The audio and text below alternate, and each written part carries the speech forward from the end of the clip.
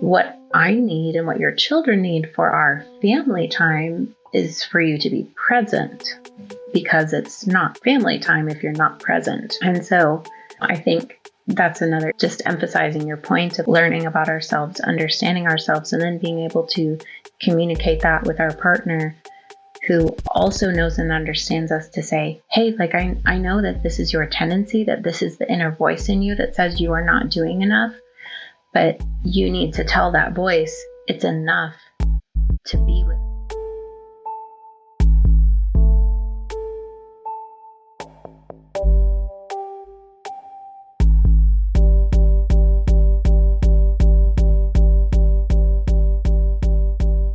Hello, and welcome back to Authentic on Air with Bruce Alexander. I am your host, Bruce Alexander. Larissa Port, Queen of the Homesteading Honorable Mention, has blessed me with her presence in the studio today, and after today's reflection, I will have the pleasure of sharing this beautiful human being with you, the authentic audience. How much does your physical appearance affect your ability to fully be yourself? I'll make it clear for everyone who will listen. I am not happy with my body. I don't know if I have ever been comfortable in my body, and for a long time, that fact made me afraid to display anything close to a full representation of myself. I was always waiting for someone to tell me I was too fat to enjoy my life. In my last career, it happened. A lot. I lost fat, loaded up on muscle, completely altered my silhouette, and I was always still too fat. Too fat to enjoy a snack, a normal-sized plate, a stress-free day. It was unrelenting. That helped, in the end. I learned no matter how I changed my body, people's opinions are their own. And regardless of my size, their opinions will never fit right, because they don't belong on me. As far as dealing with my own internalized hatred and body dysmorphia, it is on the short list of what I will call active updates. Reflect on this, and if you are letting thoughts about your body, yours or anyone else's, stop you from being the version of yourself you desire to be, I encourage you to love yourself enough to be yourself. This topic is personal, even more than usual, so go to Authentic Identity Management on Instagram, Threads, or LinkedIn, and I will have posted this reflection with the release of this episode, and I would love to hear some of your thoughts on the topic. I know I'm not alone, and I don't want anyone else to feel alone either. Type alone in the comments if you are struggling to find a way to love yourself as you are right now, and I will reach out to you to set up your free discovery call and offer you as much as 40% off if we are a good fit for me to help you step into your authentic life. The struggle is real, and I want to help you move out of it as soon as possible. Character really shows up when the struggle gets real. Your struggle or someone else's. 2021 was one of my family's struggles. The quarantine was on, but I was already on self-isolation, studying for promotion. And in the midst of this, the murder of George Floyd, I felt socially schizophrenic. Why wasn't anyone as mad as me? Kate had been bitten by a tick, and her physical and mental health was totally decimated. We went on to survive a 2-week power outage, an ice storm, an extended Airbnb stay without power, and just a whole lot of crap. A lot of good stuff happened as well. 2 promotions, a sold house, but at one point, due to our lack of foresight, we were almost among the unhomed, until today's guest stepped in. Larissa described herself as a pretend homesteader and semi-emotionally stable human being, just taking it one day at a time. When pressed under threat of flattery, she did give me this quote: "I believe humanity deserves kindness and to know that there is a space for them, and I wish all humans cherish this earth." And there it was. The space that exists between those two statements is exactly where I want to go today. The angel sitting across from me has been to hell and back, and could truly say she has had a bad go of this life. But every day she enters the same world that has tried her so thoroughly with kindness unmeasured and unreal humility. A mother of 4 neurodivergent offspring, neurodivergent advocate, perpetual animal foster parent, and an expressive creative, this owner of a transcendent voice that is mostly kept to herself, can touch your soul in song, but is most powerful when unleashed in concert with a heart whose kindness knows no bounds, and a mind that effortlessly stitches a tapestry of prose that can speak confidence and clarity into the most disconcerted soul. You have inspired me more than once, to say the least, both through direct reception of your poetic words and passively watching the bravery you face life with. You are a special human being, and I am so happy you joined me today. Welcome to the show, Larissa Port. Thank you. And that's a wrap. And we're done. Okay, thanks everybody. I'm so happy you're here. I'm happy to be here. Like, we have the weirdest relationship because I always feel like I never get to talk to you enough. You come over, and Kate and you are very good friends, and I love that. And I always hate stealing time because Kate has so many people that she really, or so few people that she really connects with. Whenever you're over, I'm like, I also connect really strongly with your husband. So it's such a difficult thing. We both have our people who we haven't gotten to connect with. And then you're going, I'm like, damn, we have not talked enough. So as I told you on our text message, today is like our friend day where we get to have our long conversation, and we are going to be uninterrupted by our spouses and our children. And we're going to get to know each other better. I'm excited. Sounds great. So for everybody listening, in your own words, tell us who you are, what you spend your days doing, and why you think I invited you on the show today. I, as you said, am a mom of 4 kids. We do virtual school, so we are home, but I like virtual school because all of the pressure is not on me. And when I don't know how to do algebra because I barely made it through in high school, then it really helps to have a teacher who I can say, I need help with this, because she comes over once a week and she is great at her job. Like, I'm like, I've been trying to teach my child how to do double-digit multiplication for 2 weeks, and it won't stick. And she's like, oh, I have so many tricks for that. And it's just so neat to see, like, a teacher who, like, you know, like, that is her gift. Yeah. And so I love watching her do it. And, like, I'm like, I never would have thought of that, you know. Does or she like, teach adults? I'm sure she would. I'm sure she could tutor. But yeah, she's amazing. And she's their aunt, quote unquote. She's actually John's cousin, but they call her Aunt Putty. That's so awesome. Yeah. So more about what you spend your days doing. What do you spend your days doing? So I spend my days trying to force them to complete their assignments and do chores and go outside and get sunshine and be well-rounded humans, and taking them to appointments. And a couple of us are in therapy ourselves right now. So that's, you know, several hours a week, and it's really good, but, you know, it's more things.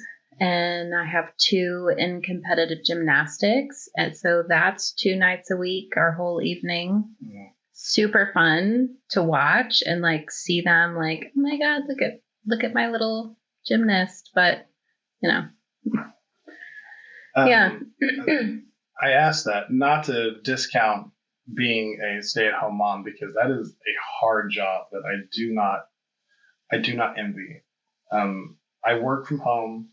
I help at home, but Kate runs the home, and it is a lot of work. Shuttling the kids and keeping them scheduled and writing homeschool curriculum. Like, you guys are amazing for doing that and not offing anybody. So It, you know, yeah. So I sometimes, like, get frustrated. Like, I feel like I'm not accomplishing enough. Like, I'm just sitting here playing a board game with my kids, and, like, I should be doing something else. I should be working, or, you know, at minimum doing something. And then I'm like, but if I was going to go work, I would just have to pay somebody else to do what I'm doing right now. Mm-hmm. And so I would rather just do it myself. Like, I would rather my kids be with me than pay somebody else to be with them, so I can go do something else. Well, and also you're relinquishing control of everything that they're learning. The socialization of human beings is an important task, and it either falls to the parents or whomever they hire to socialize their children. Right. I don't dismiss that at all, and that's why we homeschool, and we want that responsibility for our kids. We want to take the responsibility to raise good people in this world. So yeah, thank you for also trying to do the same.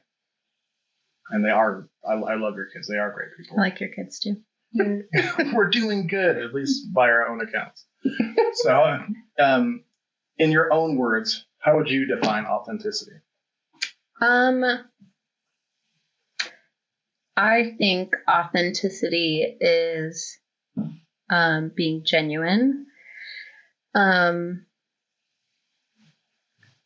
being willing to be vulnerable, because you cannot be authentic if you're not willing to share uncomfortable pieces, or,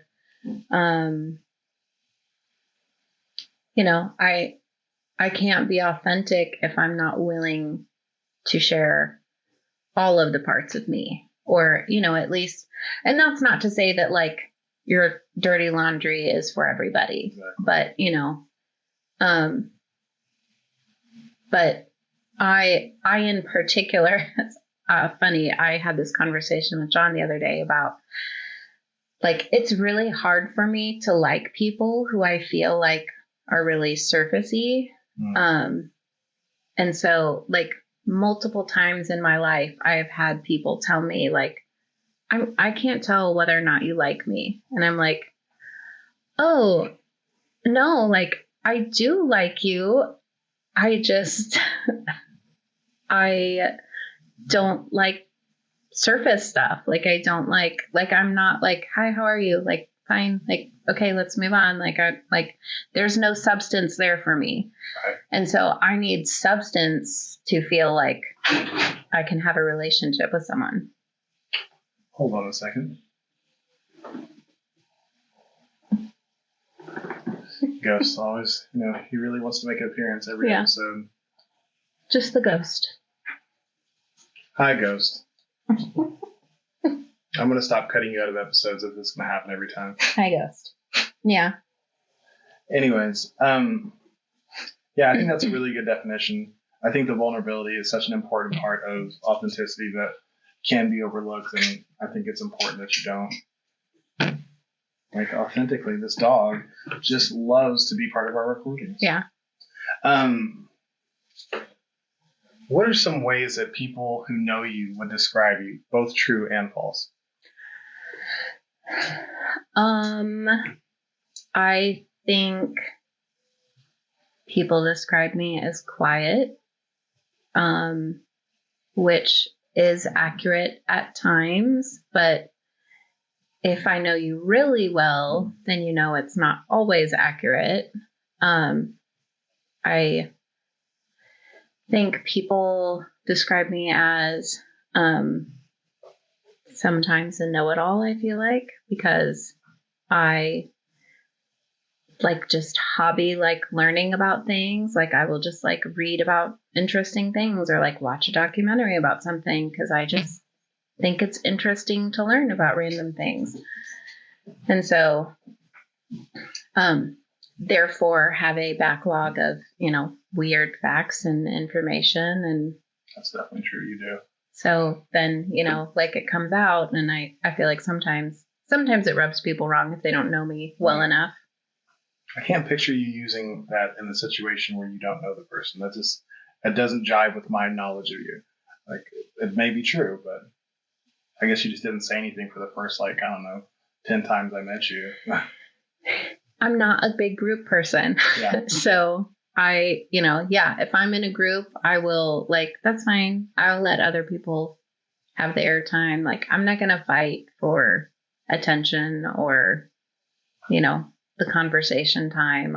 It's not. I think that's one of the things that impresses me most about you is that right there is you have no desire to compete for attention. And there's something so, I don't know, so admirable about that to me, because I am somebody who, not purposely, but I definitely do compete for attention and do feel bad when I don't get it. So somebody like you who's just, whenever you have time. I love that about you. Don't be a four. You can't be a four today. You got to talk about the nice things people say about you. Well, So, I mean, some of that is my personality, and some of that is conditioned. I'm a third born, so like I wasn't a prominent feature growing up because, it's just third borns. So, some of it's just what you learn. Yeah. And you don't, you just stay that way. Well, I'm gonna skip ahead a little bit to go ahead and get this out of the way since we're talking about being uncomfortable with like praise and stuff like that. So Kate and I, she got under my skin a little bit about this because she saw that I was going to ask you this question and immediately assumed it was the first thing I thought to talk to you about. It's not true. But you and I are both full body people. Like we're bigger people. So I wanted to talk to you about this because you are the one person I know who's been a great inspiration to me, and you seem very comfortable in your skin. And no matter what size I've ever been, I've never been comfortable. There was a time whenever looking back, it was physically the best I maybe even could have hoped for, and I still felt so terrible inside my own body. So first off, you have been a great inspiration, and to not parse words, like you to me were the first person who made me realize that as a real person, big and beautiful don't have to be separate. Like it wasn't like, oh, she's pretty for a big girl. You're a beautiful person, and I was in awe of that. Tell me about what that is like from your side.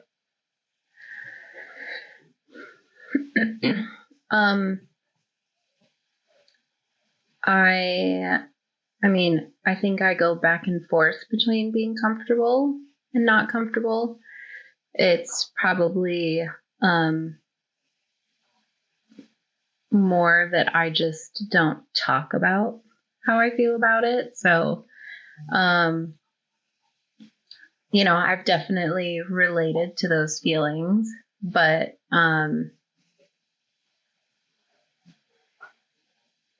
I think, what I try to remind myself is like, at the end of the day, like, I'm living this life. And so how do I want to live this life? Like, we went to the beach in New York, and I didn't really like, being on the beach in New York, but like, I'm not going to miss those memories with my kids. So, like, at the end of the day, like, what's my goal? My goal is to be present with the people I love. And so, just trying to keep that in focus. And, like, yeah, there's a lot of criticism and judgment that is always there surrounding us. But, they're not living our lives. They don't, nobody knows. Everybody has stuff, And so,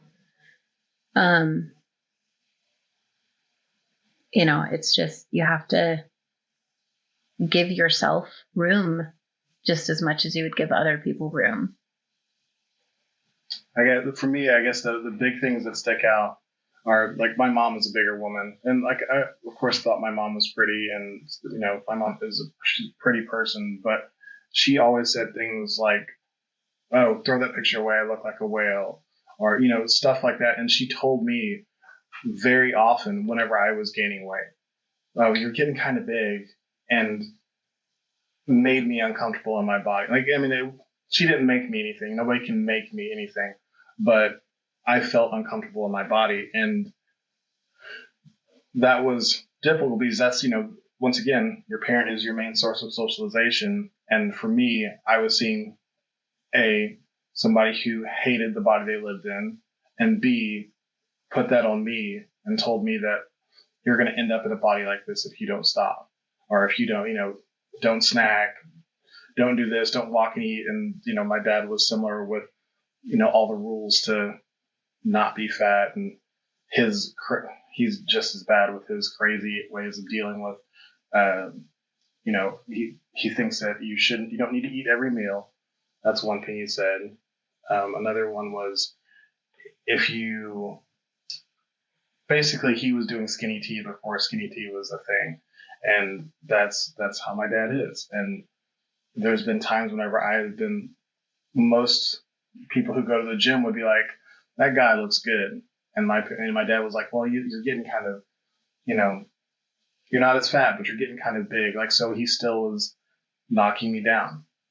I've never seen you like, I'm always like, trying to adjust my clothes to make me less fat. It's not going to happen. Like, that's not how that works. But you just seem like you move through life in a comfort that is not familiar to me. Is that totally wrong? I think I'm just good at being uncomfortable. Yeah, that makes sense, because we're going to talk about that too. Let's go ahead and jump right there. So let's talk about invisible illnesses and some of the things that you shared with me as we were getting ready for this show. Let me go to my question real quick. This is not my iPad. I gotta stop touching the screen. Okay. Scoliosis, knee reconstructions leaving little to no cartilage in both knees, degenerative disc disease, a suspected autoimmune disease, multiple herniated disc, a double variant copy of the MTH mother effer gene, and that is tied to, of all things, fatigue, nerve pain, migraine, and chronic pain. How in the world are you sitting across from me today with a smile on your face?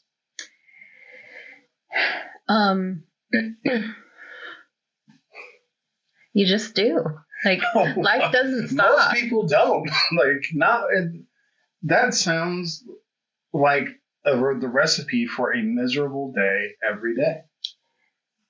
I mean, it's not always fun, but like, life doesn't stop. Like, life isn't like, oh, you're in pain today. Like, that's okay. We'll just cancel life today. Like, nope. Like, kids still have to go to gymnastics. Groceries still need picked up. Dinner needs made. The rug needs vacuumed. Like, you don't get a pass. Like, you just do it. So, and then you take an Epsom salt bath. On average, on the 1 to 10 scale, where is your pain at? Right now, it's decent, fairly well managed. I have to go to the chiropractor, or like I won't be able to walk. Standing is uncomfortable. Like sitting is far less painful, but standing is generally uncomfortable for my back. And it just varies. I haven't had any incidents with my back in a couple of years, so like that's a big deal. Because I have had to spend like up to a week in bed, like, could not even move because I was in so much pain. And so not being there, like, that's great. And I think, I don't know, maybe that's part of the thing is like I know how limiting the debilitating pain is. Mm-hmm. And so like, if I'm not in that debilitating pain, like, I'm going to do stuff because, I don't know when that's coming back. Mm-hmm.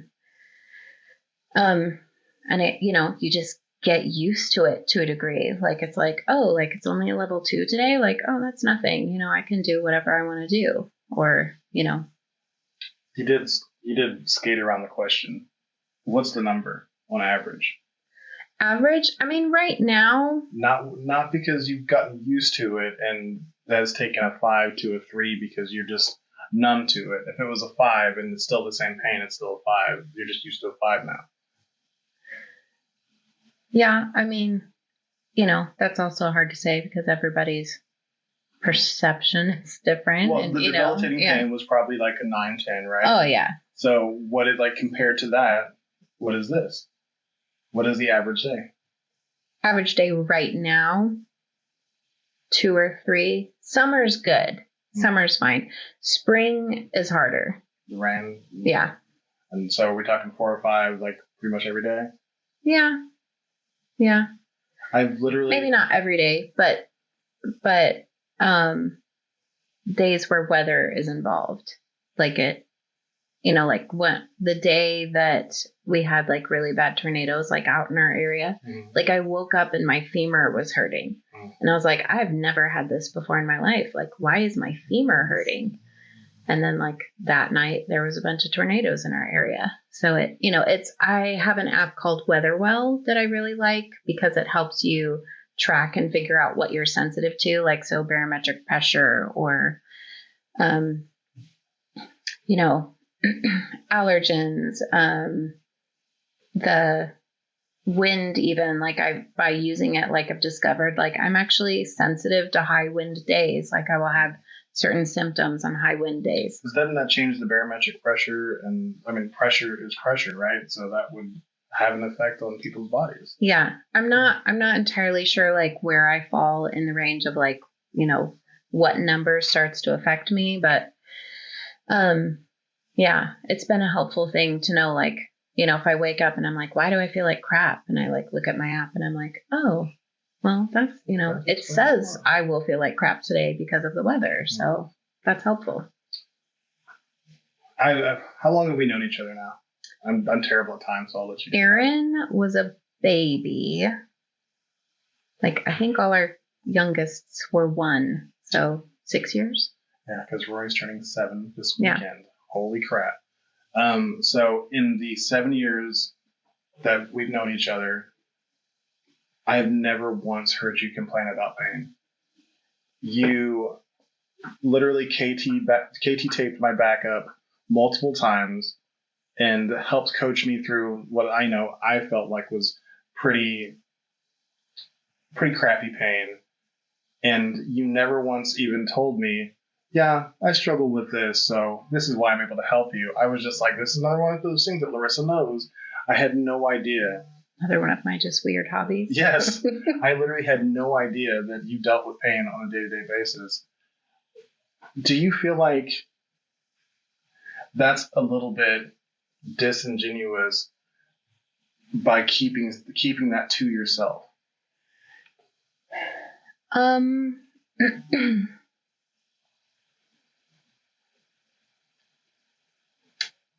I personally have never thought of it that way. I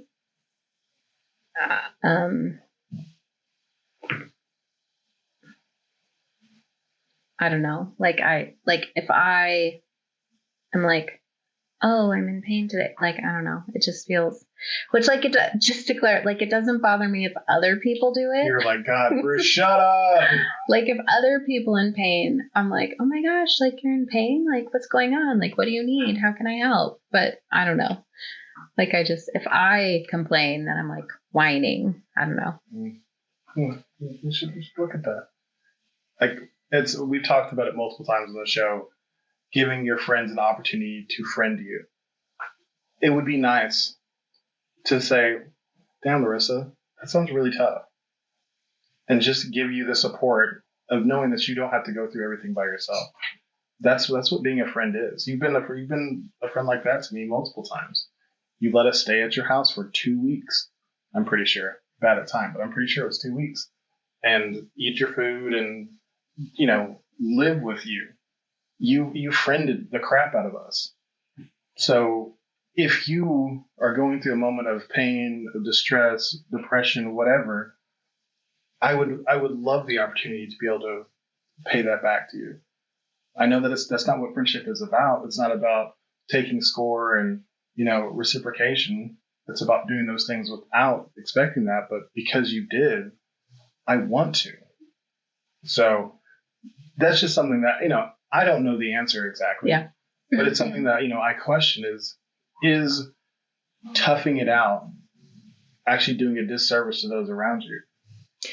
I mean, practically, sometimes yes, because I have a hard time even telling John sometimes. And so, like, we had a missed moment recently because I had slid on one of the boys' chargers on the floor and landed on it on one of my knees. And so I had a big bruise and I was sore. And I was icing it. And even in that moment when it happened, like, I'm sitting on the end of the bed, like, turned away from him. And he's like, are you okay? And I'm like, yeah, I'm okay. Like, I didn't break anything. Like, I didn't tear my MCL again. So, yeah, I'm okay. But immediately had a big bruise on my knee. It's immediately sore. But I don't know, have a hard time saying. And so, we, as you do when you're married, had kind of a missed expectation moment because I was sitting icing my knee and he thought, maybe something else was going to happen. And so we had to talk about that later. But, I had to tell him, like, I almost told you, like, hey, like, I actually am sore because, and so I need to take it easy. Yeah. But I didn't want to. And so, you didn't want to tell him or didn't want to take it easy? I didn't want to tell him. I mean, both, but, I don't know, felt like, man, like, it's not that bad. Like, I don't need to tell him, like, I'll just ice it a little while. I'll be fine. But because I didn't say it, like, then we had this missed moment where, because I didn't let him know, hey, like, I do need to take it easier, then he had this expectation that something else was going to happen. And so, because I didn't want to, then, we had to work through that. So it is, it's tricky because, sometimes it is important, or, like, I have an acquaintance who has fibromyalgia, and I know that in her marriage, like, she has to say, like, they have a daily conversation about, like, what's your pain level? So that her husband knows, like, okay, these are the accommodations I have to make today because, like, you're having a crap day. Yeah. Or, okay, like, you're feeling great today. So maybe we should, do that activity we've been waiting to do. Or, we can go on an outing or, whatever. Like, but it's just one of those practical things. Like, just like you would say, I didn't sleep well, I'm grumpy, Right. But for some reason that's different for me. Like, I just hold that a little closer. So, I mean, so we can definitely say that it is a disservice, at least to your husband, from just that example. And I'm sure there are plenty more where the expectations have not lined up with the result because there's a whole piece of the equation that's not being given to be factored in. And that's, when we talk about authenticity, I think it's so important to recognize that it's also saying, this is where my weaknesses are, being self-aware. And you are aware of your pain, and it's not for everybody to know, but it affects your husband. And, and you don't have to be like me. You don't have to whine about it. That's what I do. I'm very whiny about my pain, and I wish I could curtail that a little bit, working on it. But I still want it to be known that I'm struggling with this. My back is still, I'm just sore today. Because it is going to affect the ability I have to do crap around the house. The way that my back is that I stand up to do the most menial task, my lower back just screams at me. And it's really stupid, and I hate it because it makes me feel like the laziest person in the entire world. Like, I was lazy enough before I had back problems, so it's rough. But I think that, I don't know, I think it's just something to think about is, am I giving my partner all the information necessary for them to be the best spouse that they can be? Right. Like, I know John is a very caring person. I'm sure he would love the opportunity to be able to care for you in those moments. Like, even just run your, like, yeah, my pain's a little tough today. I'm probably going to take a bath. Oh, let me run it for you. Something simple like that. It doesn't have to be a whole, we're having a funeral for Larissa's pain today. Just, being aware of it and then taking steps towards that thing. I don't know. It's just my take on it. Yeah. I mean, I think it's easier if it's like a smaller thing. Like if I have a tense shoulder, like I have no problem being like, hey, will you rub my shoulder a little bit? But I think like when it's a more emotionally involved pain for me, like then it's like I don't want to open that can. Like it's just easier. Like I'll just keep that in there. Like that's because if I open that can, like then I have to go through the layers and, so that moment when I slipped on that charger cord and was falling, like I had like a million thoughts go through my head, like, oh my gosh, like, am I going to tear the muscle that they moved to replace my MCL? Am I going to, like, is this the moment that I've been waiting for 20 years to, I guess not 20, 15 years to, like now I'm going to have to go have surgery again. Like, and like, that's a lot. And I'm like, I don't like, nope, like, just like, let's put that back inside. Like, let's not go there because that's a whole lot, which, obviously I know is not the healthy choice. Like that's why, that's why I'm in therapy and, like working through those things with my therapist. But, it's still like, that is my gut reaction. I'm like, no, like, so kind of one of our like household jokes is like, we each have a Disney song that's like our mantra, and so John's is the Encanto song from the older sister. The strong one. Yeah. Pressure. Yeah. Yeah. It's a good song. Yeah. But he really relates to that song. Mine is Elsa saying, keep it silent. Or no, that's a different thing. But it's hers. Conceal, don't feel, don't let it show. Like that's mine. I'm like, nope. Like we do not let people know that we're having a hard day. Doesn't that song go on to say "Let It Go"? Yes. And like, so are we just ignoring the rest of that song where she goes on? Yeah, to say, but like, for her whole childhood, she was conditioned that the way you deal with it is by hiding it, and that was my family culture. Like for a lot of things. Yeah. You just like, oh, you have a disagreement. Like, well, let's just each go to our own rooms and, we'll avoid each other until we're over it. So, like that is how we process things was like, you just ignore it and then it goes away because you ignored it for long enough. So, don't recommend. Yeah. But 10 out of 10 did not recommend. And like you said, that's why you are in therapy. And it's good that you're working through those things. I've learned through my adult life that my tendency to bury things has been the cause of most of my negative experiences in life.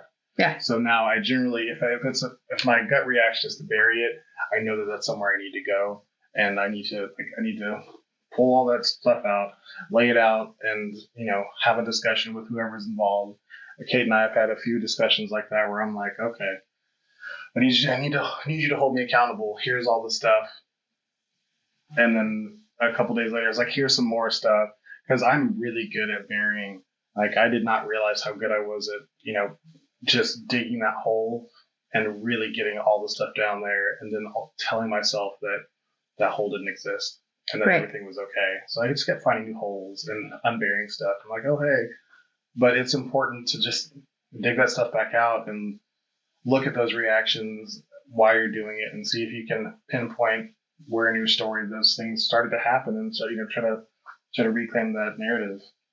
And once again, this is not therapy advice because I'm not a therapist, but While I am not a mental health specialist, I do really love listening to people tell their stories. And next week, on my 15th episode, I have an extremely special guest in the Authentic on Air studio telling his story.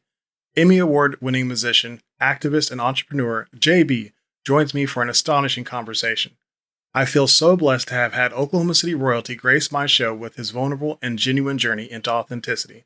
So make sure to check in next episode for me geeking out about JB touring with my favorite rap duo, Run the Jewels. JB talking about the expectation placed on him by rap legend Chuck D. A dialogue on the vision and compromise it takes to create an Emmy Award-winning video.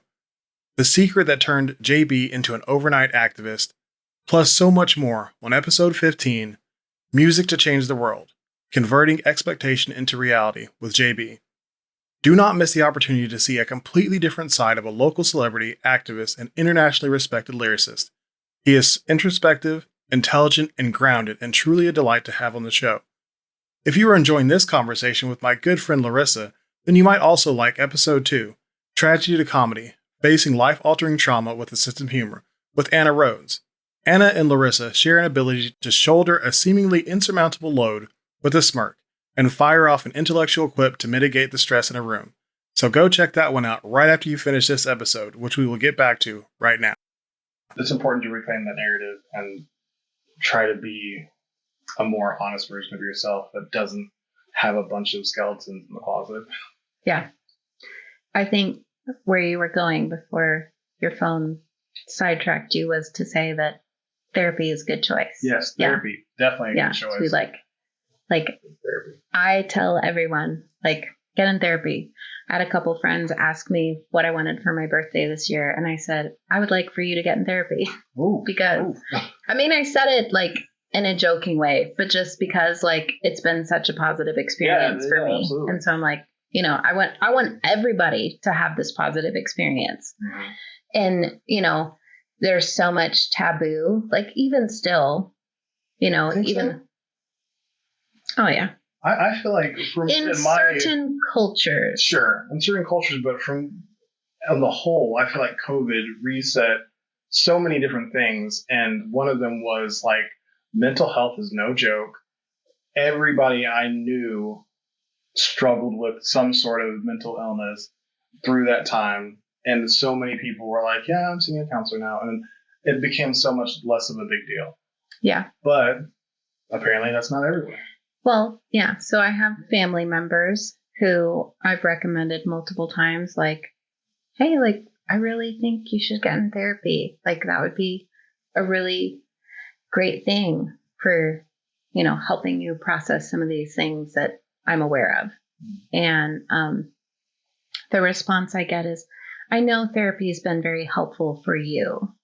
You know, and then brushing on, moving on, you know, like almost like a patronizing, like, I know that's helped you. Preschool is good for toddlers. Right. But. Right. And so I guess a more accurate word is a certain demographic, maybe than culture, you know, it's really hard to fight with people who just want to religion everything away. You can say it, boomers. Well, it's not just boomers, though. I know younger people who are still, you know, because that's all they're surrounded by. That's all they know. You know, even 10 years ago, you know, we did not have the same words, the same understanding. So, you know, in my child's lifetime, you know, like it's gone from, and that I understand that some of that is like my experience, but even my therapist agrees with this. She's like, no, like 10 years ago, like there were not conversations about mental health or, you know, and there's certain religious words that are used like, you know, like, well, there's a generational curse of this. Like, okay, I mean, sure, like that is one way we can approach this. The other way we can approach this is that there's a family pattern that, because nobody is dealing with this, keeps being perpetuated. Mm-hmm. So yeah, we can call it a generational curse and excuse it because it's a generational curse. And like, well, this is just what happens because you're part of this family. Like, yeah, that's an option. Or we can be proactive and say, like, I'm not going to perpetuate this cycle of,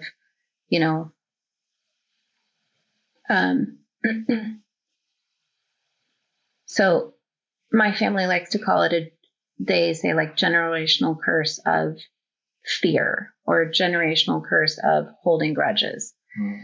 Like, yeah, we can call it a generational curse of fear, or we can say like, you had a very anxious parent, and so they conditioned you to be anxious, and you conditioned me to be anxious, and I conditioned my child to be anxious. And so now we're in therapy to deal with anxiety so that we don't keep perpetuating this cycle of anxiety. And, like I had to pull my 9-year-old out of school. I guess he was 8 at the time, because his anxiety was so bad, he couldn't even make it through a day of school. And so, like, obviously that's not great. And so I could have just said like, oh, like it's that generational curse of fear, like we just, we have to keep praying that it's going to go away, which like, I don't want to knock anyone's belief on prayer or, that's a whole other thing, but just the approach that like, there's not much we can do other than like ask for it to go away. Right. So that's been a big deal for like me and my relationship with my children, and trying to normalize, but also like, we don't have to live with this. We don't have to just, keep saying like, well, this is here to stay. And, we just have to deal with it. I'm going to push back just a tiny bit, just because I feel like any process that is in the service of healing and growth involves accountability and honesty. If you practice religion in a way that saps you of all accountability, let go, let God. It's not in my hands anymore. Right. And you take those things to the most literal sense, to where you no longer take any responsibility for what happens in your life, then no, you're not going to see any growth. The same goes for therapy as well. If you go in and say the therapist is going to fix me, right, and you don't do any work, then nothing's going to happen. It's just easier in that case because there is somebody telling you on a daily basis, like, hey, I need you to do the work. I need you to show up. I need you to be honest. I need you to talk to me.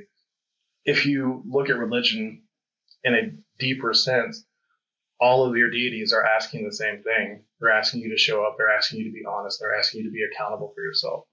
So if you do those things, there's many paths to healing, but you have to show up. And if you want that extra assistance being accountable, like, you have to be pretty far along to do that yourself. Right. I think therapy is a pretty good place to start, and it doesn't have to be separate from religion. You can still get that healing there as well. And a lot of people, a lot of the religious community does think that they need to just let God handle it, and that's right. That's not how that works. Well, yeah, we were having a conversation with someone recently who said to us, like, well, you just do as much as you can do, and you let God handle the rest. Because he will, like, he'll make up the difference. He'll handle the rest. Like, I mean, that's a very passive way to approach. Like, so I'm just going to look at my children and say like, well, I did my best, I don't know. Sorry. I feel like that statement, followed with intention, is absolutely true. But if you did your best and you're like, I did my best. I feel like you didn't actually do your best. Well, I feel like I feel like it's approaching it from like, well, you just, like if you make mistakes, like, oh, well, you just, God will make up the difference. Like, I mean, like that's, again, I feel like religion is a whole other, like, that's a whole other thing. Well, you have a complicated relationship with religion because you left your father's church. Right. Right. So what I found is, like, I've got several friends who have left very intense religious situations. And I come from a background of, my parents didn't put religion on me at all until my high school years. And by that point, I was harder on myself religion wise than anybody else. Went away from it in college, and I'm coming back in a much more gentle way in my older years. And it's hard for me to see the people who I love struggle with it in a way to where it feels like God was the problem whenever religion was. Oh no, to be clear, I am pro spirituality. Mm-hmm. I am anti typical American Christianity. Mm-hmm. I believe that spirituality is important. And I was having this conversation with my children in the car on the way here this morning, actually, that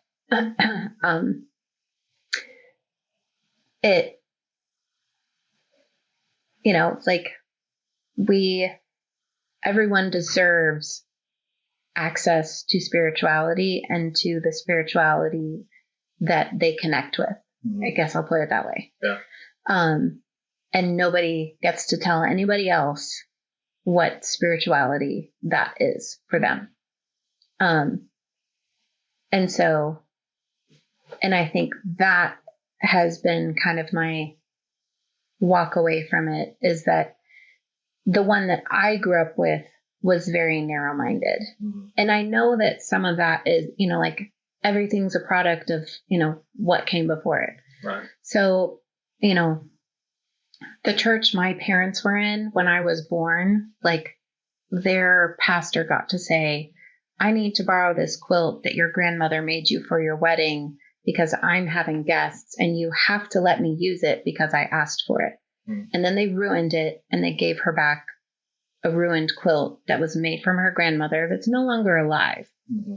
And so all she has now is like a 3x3 piece left that was salvageable because they ruined, this heirloom that was, but she was not allowed to say no. And so, what I grew up with was better than that, but it was still a product of that. Right. And so that's one of the things I'm working through in therapy right now with my therapist is,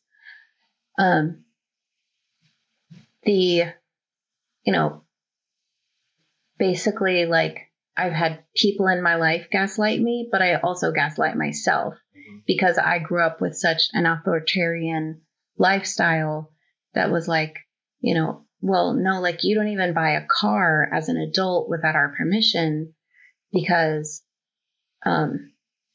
you don't know how to make good choices for yourself without our approval and without our say. And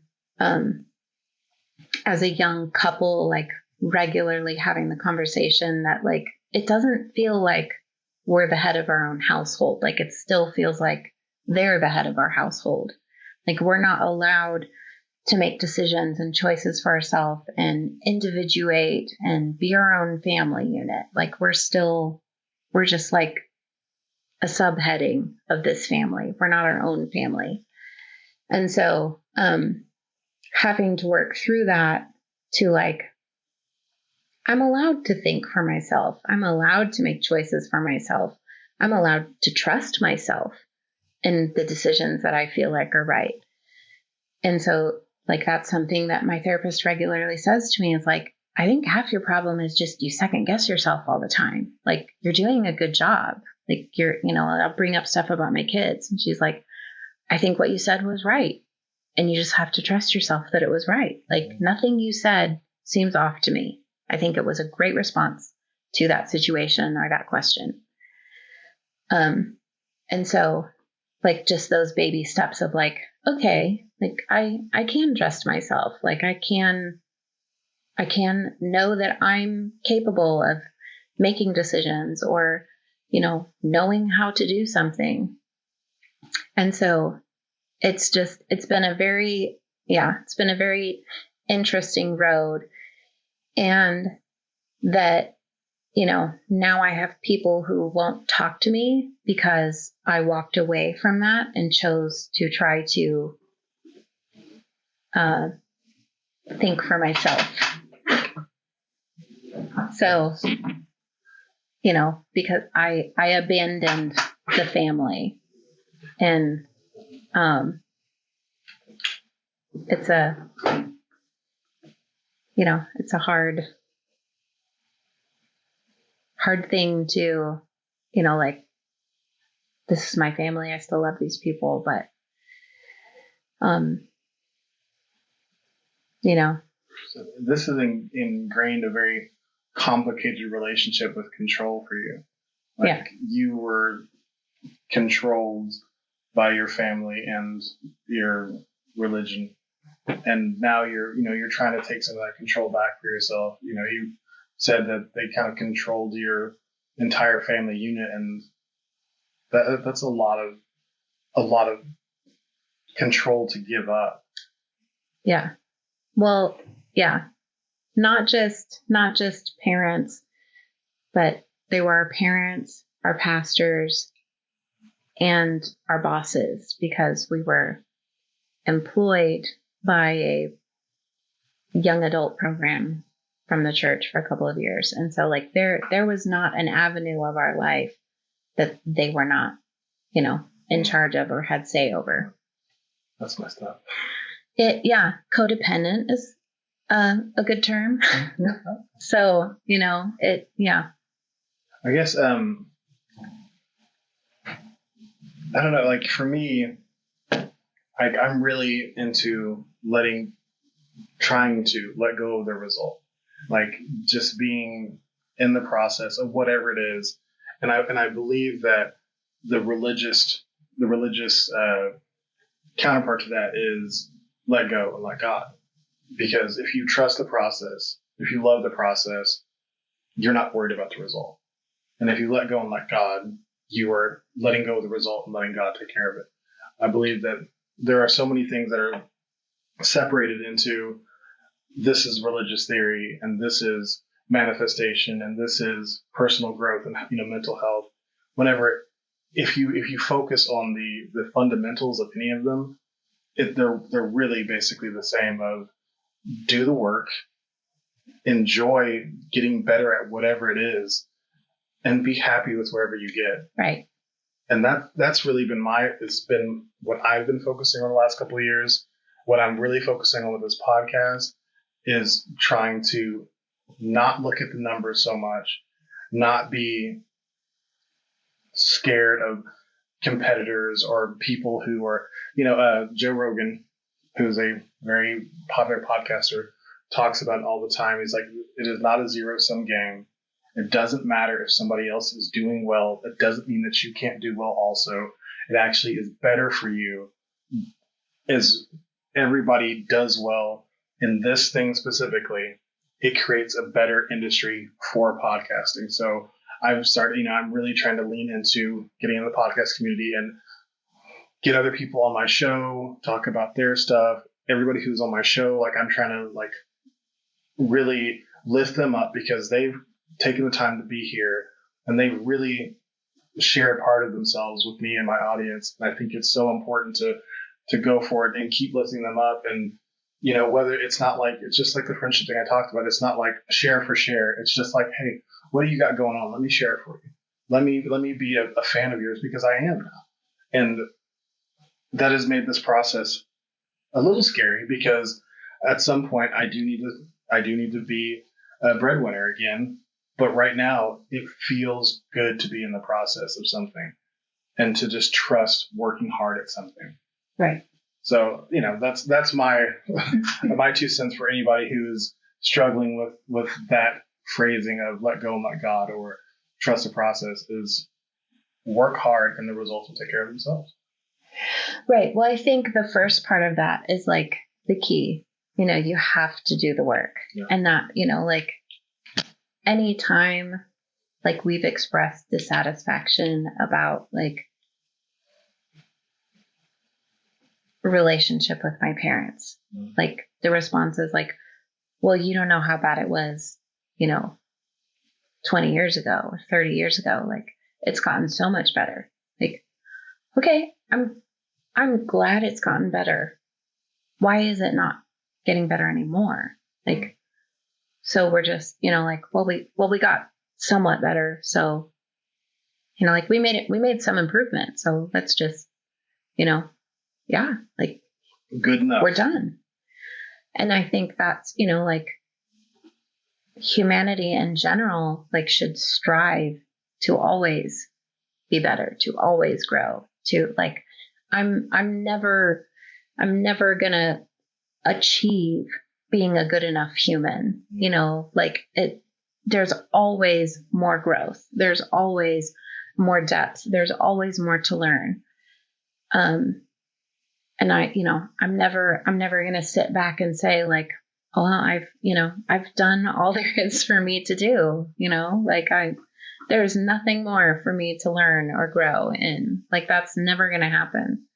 And I don't want it to. Like, I want to be the best human I can be. And I want my children to be the best humans they can be.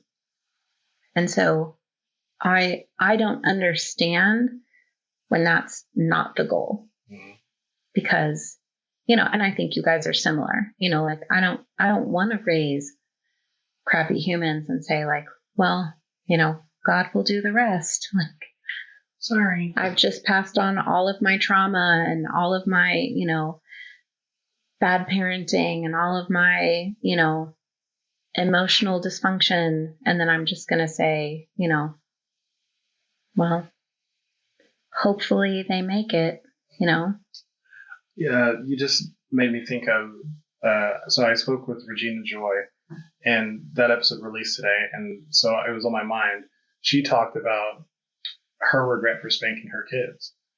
And, we had a pretty in-depth conversation about that, but based off of what you were just talking about, when you do fall back into those patterns that you were raised with that you don't want for your family, how do you handle it? Like, do you immediately go into like paralyzing depression mode? Like sometimes I've done that where it's like I yelled at my kids and I'm like, damn it, like that's not who I want to be. And instead of being proactive and apologizing, trying to make things better, I just like clam up and don't do anything. What's your response? I think only because I've had a lot of practice. Disclaimer, like the amount of time this takes, isn't always the same. Sometimes it's 10 minutes, sometimes it's a couple hours, sometimes it's the next day. But like the one thing I will make sure I do is tell them I'm sorry and that I was wrong. I want them to know that I'm sorry and I was wrong and that I shouldn't have made the choice I made. I had to do it yesterday or the day before with one of my sons. We kind of got into it over something, got into an old pattern, and I had to send him to his room to take some time to calm down. And I stepped away, and then he came back upstairs and I hugged him and I said, I'm sorry, I lost my temper. And he said, well, it was my fault. And I said, well, I mean, you were not being respectful. No, but it's my responsibility that I lost my temper and I raised my voice to you. That is my fault. That's nobody else's fault that I raised my voice. And so I'm sorry. I lost my temper. I don't want to do that with you. And I said, will you forgive me? And then I said, hey, like, let's go make tea together and then we'll sit down and try again. We were trying to do school and, he just wasn't in the mood for it, because what 9-year-old is. And so, and he was like super excited to make tea together and to sit down. And like I was doing something. He was like, aren't you going to come make tea with me? And I was like, oh, like this is like, I thought this was a, very simple gesture. And you're like, this is a big deal. And so I was like, okay, like, yes, I am coming to make tea with you. And so we made tea together, and, it was different, like not, he's dealing with his own stuff. Mm-hmm. And so, it's not smooth, but it was better. I think that that's something I often forget to, like, I apologize often, way more often than I'd like to admit. But that piece where you re-engage with them in a way that, that really neutralized any of the tension, just like, let's go make tea. It's such a simple thing, but then all the tension was gone. And I'm not very good at that. Like, I'm not very good at saying, like, I'm really sorry about that. I messed up. Generally, my thing is, like, I'm super patient with kids. I'm not super patient with my wife. And so we argue in front of the kids, and I hate that we do that. That's a pattern that I grew up with, and I absolutely hate it. And I'm embarrassed and disappointed, every time we do it. And Penny takes it really hard because she's grown up with it, and it sucks. But I apologize to her, and there is still that tension remaining. And, that's something I need to look into, is how can I re-engage in a way that is, it's not like, let's go get ice cream, or it's just something really simple that helps to connect, because it's really important to get that connection back on to then rebuild on top of. Right. So. Well, because, we use the term, deposit and withdrawal with our kids. That's funny. My mom used that term, and she was just bankrupting me. Right. And that, but that's, it, you can make 10 deposits, have your emotional balance at 100%. You have one, flare up, it goes down to 0. Like you're building back up. And so that's something we try to have, not necessarily definitely back to 0, but you know what I'm saying? Yeah. And so, you have to build right away. Something we've been doing with our kids, as, multiple of us have been going through therapy the past year, is at the end of every night, we were having, like talking stick time, if you're familiar with that. And initially it started with people having to share, like, hey, like, you did this today and I didn't really like it. And, that bothered me. I wish you would have done this instead. Or, hey, when I asked you to stop, like, you didn't listen and that really bothered me. I felt disrespected. Like, I'd really appreciate it if you would stop when I asked you to stop. And then eventually it transitioned to just saying something positive about each other. And so, and it's not forced, like, none of it, nobody has to do anything. Nobody has to say anything to anyone. But if you want to, like, this space is here. So you can say, hey, like, I really appreciated when you played with me. When I asked you, like, hey, will you play with me? And you said yes right away. And it's just those little things that build up the relationship to, I think we feel like it has to be harder than it is. It's true. And, we feel like, oh my gosh, like, I screwed up. Like, now I have to make a big gesture because I screwed up. I have to plan and figure out how to make this better. Like, no, you just have to do lots of little things to make them, to provide that regular reassurance that I'm doing my best and I'm trying to do different. I think that a big part of that is the generation before us depended so much on guilt and fear and shame to raise us, that whenever we mess up, I know I feel guilty, and instead of feeling motivated to be a problem solver, I feel guilty and am not immediately thinking, what should I do to make the situation better? Which is generally, in most aspects of my life the way that I am. I am a problem solver. But as soon as I feel guilty, that fear comes in, and I'm just like, well, I don't know how to live. I don't know how to do life anymore. Right. And so I think it's really important that, I'm aware of that part of my being, that, that tendency to slide into that guilt and have it stop me from being able to move forward, because then I can say, okay, you're feeling sorry about yourself. You feel like you're getting your nose shoved in it because you've been a bad puppy, and nobody's doing that. Especially not my kids. They're looking at me as their father and saying, well, what do I do? And if that's how I act, then they're going to say, okay, that's how we act. Right. And it's important to just try and be better. Right. You do a good job of that. So your oldest, I'm sorry, I wasn't going to say the age, or just you have a child on the spectrum. Whenever it comes to issues like this, where we're talking about emotion, we're talking about reaction, he processes all those things differently. Right. So it's hard enough just being a parent. You've got this additional layer added in where now you have to speak a different language, basically, a different emotional language to your son. What is that like? I mean, now that he's older and we've had a lot more practice, it's easier, but there was a big learning curve. And I think the main thing I've learned with him is that, for his particular way that he interacts with the world, like he feels everything 200%, so physical and emotional, or just emotional? I mean, certain physical things. So like the reason he has long hair is because he cannot physically handle the feeling of cut hair on his skin.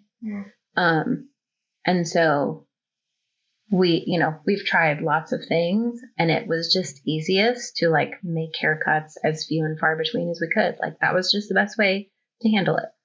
So, now that he's old enough to have preference, like he just likes his hair long, but it originally started because I didn't want to listen to him scream just for the sake of a haircut.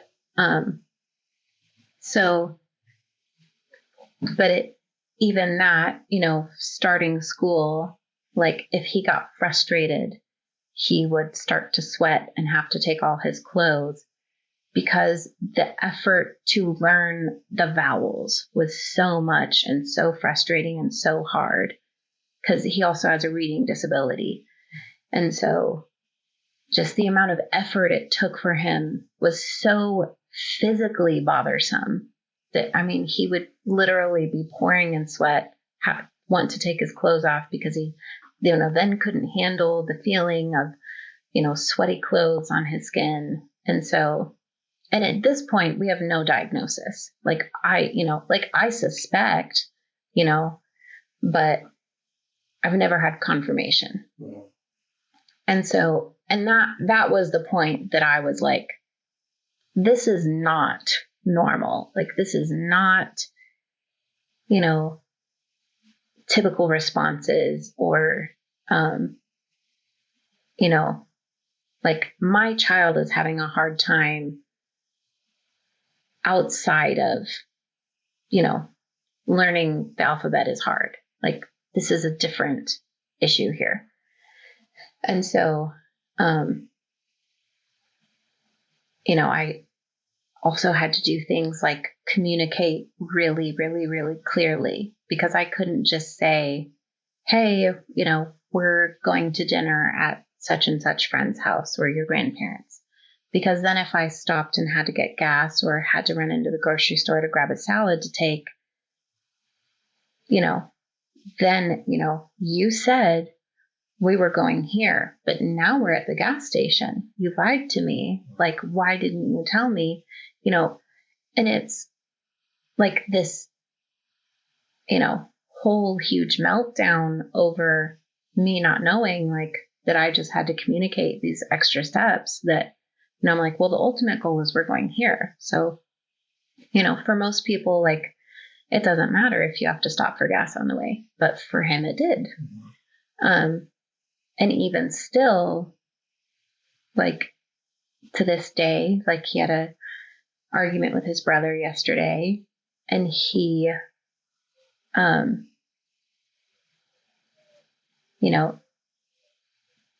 doesn't understand why his brother doesn't want his help or is mad at him for trying to help.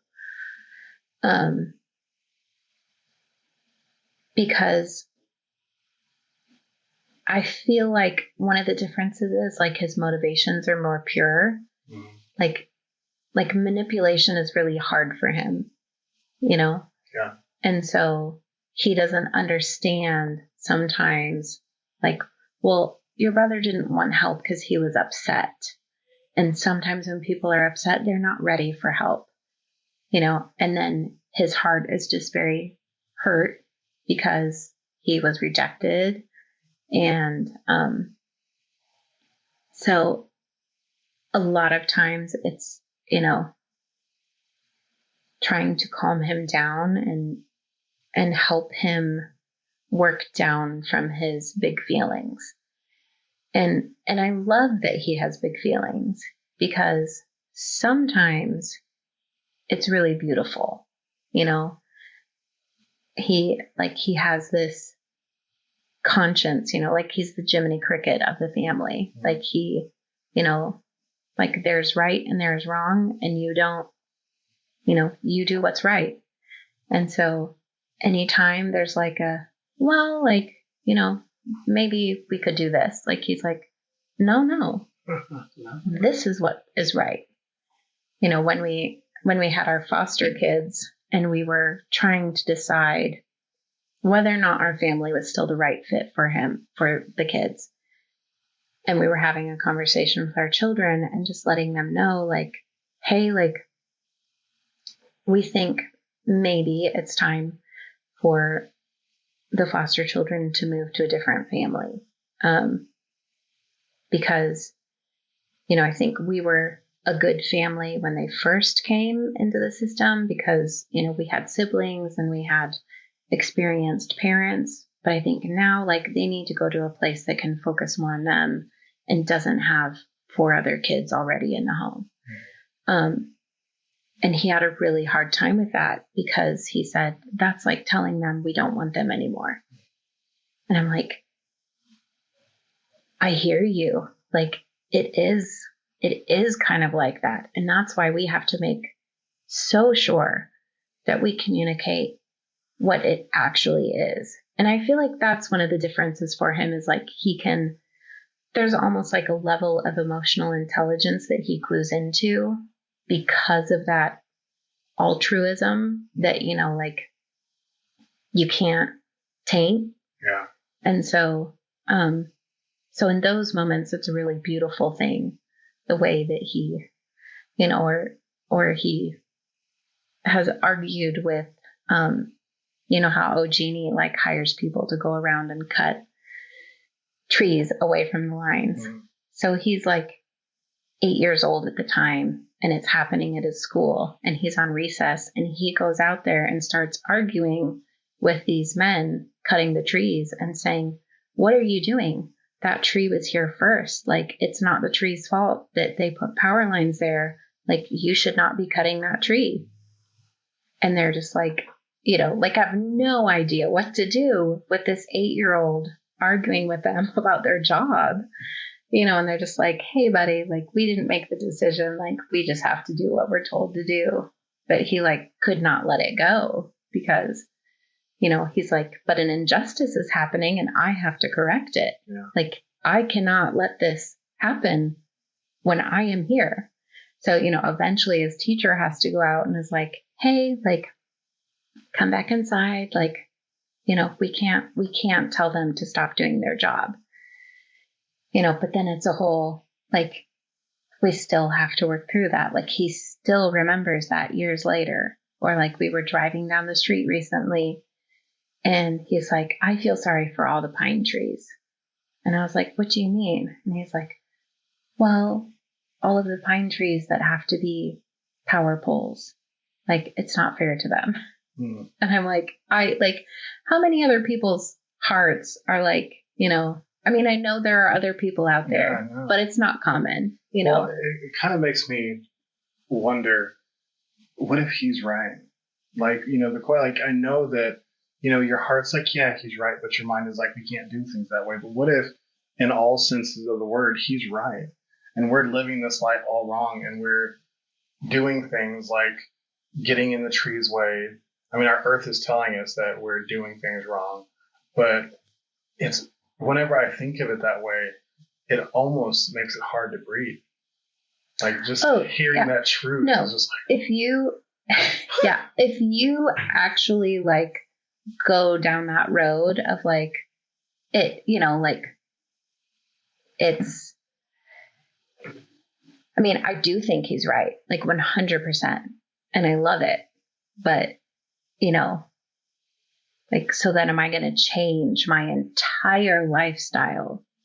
Well, not just yours, everyone. Right. Like, I mean, unfortunately, we exist in a system where it's all so interconnected, and damn, it's kind of like thinking of the enormity of the universe, and the universe is beyond it, and the multiverse.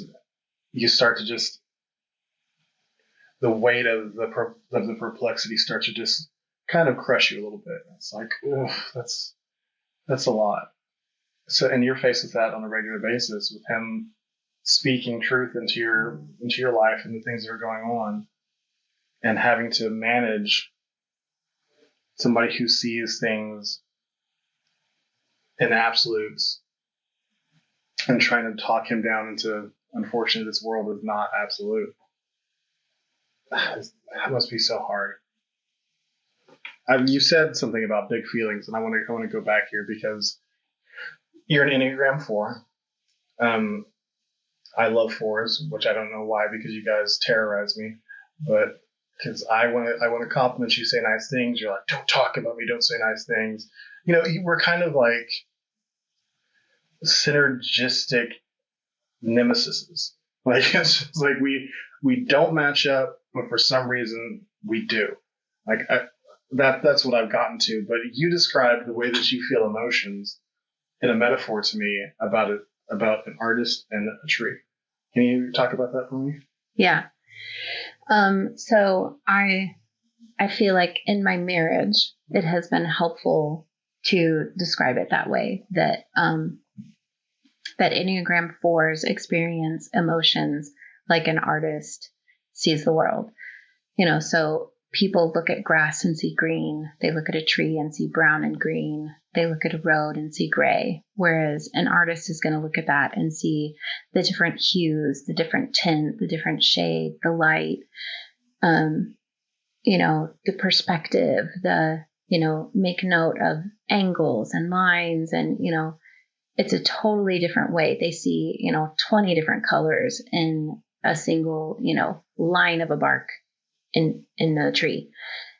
And I feel like that's the way it is for me emotionally, because somebody say like, well, are you angry? I mean, maybe but I'm also stressed and frustrated and upset and tired and exhausted and excited and nervous. And, like, it's not just one feeling ever. Like, there's always layers. There's always, I'm never just one feeling. And I feel like it's helpful because sometimes I don't know how to say how I feel because there's too many layers. Mm-hmm. And so that's like another thing we have is like, I just say like, well, I'm feeling all of the feelings. And like, that's a way that I can let him know, like, it's too much for me to try to communicate. Like, the amount of emotional effort it would take for me to try to explain all of the layers I'm feeling right now is not where, like, I don't have that emotional effort right now. And so it's easier for me to just say, like, I'm feeling all the layers or all the feelings. Because, I feel like at least for me as an Enneagram 4, because I feel like one of the other things is like, there's a wide variety of the way people experience their Enneagram, so it's not the same for everyone. And I feel like because of the nature of Enneagram 4s, like there's a little bit more of that feeling. Like I could say, this is what it's like to be an Enneagram 4, and every other Enneagram 4 is going to be like, up in arms. That is not like me at all. And I think that's because the nature of the Enneagram 4 is to want to be an individual. Mm-hmm. And so like no other individual can be like me because we're all individuals. So they might relate to the feeling I'm saying, but I don't know. I definitely know that, Kate is an Enneagram 4, and the feeling all the emotions is absolutely the hallmark of all of our arguments. And it took both of us so long to realize that that was a problem that we were dealing with, because she would just default with the strongest one, and anger was it. So she just defaults to anger most of the time because that's what she's conditioned herself to do. And I'm like, I need more than that. Please tell me what's going on. And she couldn't process, and she felt like she had to come with an answer fast. I was waiting, like I was a ticking clock, like, let's go, which wasn't really the case, but it kind of was, because I would start talking again while she's thinking, because I'm ADHD, and if, there's space, I'm going to start filling it. And, it's taken us a while to learn that she can feel more than one feeling at once. By us, I mean me. She can feel more than one feeling at once. That's perfectly okay. I don't. Sure, I might have other feelings that are like way in the background, but there's always like a star. There's always, and sometimes I don't even recognize that one star. It's like, I don't really feel anything about it. I'm much more likely to feel nothing than all the emotions at the same time. And that might be the way I've conditioned myself. I don't think that's an Enneagram thing. I'm not sure. But it's so important to understand, especially in relationships, the way that your partner processes emotions. Because if you're asking a question, expecting yourself to answer it, you're going to be severely disappointed, because she does not answer questions like I answer questions.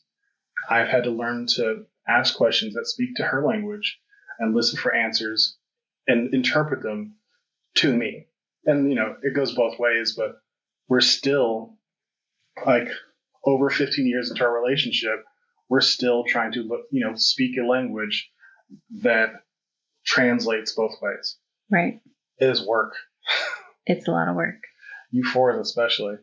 You can't ever just be simple, can it? Well, I think it's that it's not about simple, it's about depth. If it's deep, then it's not simple, right? Well, but it's not, but it's not a matter of, I think that's, that's the key, is I can't experience life one-dimensionally. I experience it in all of the dimensions at the same time.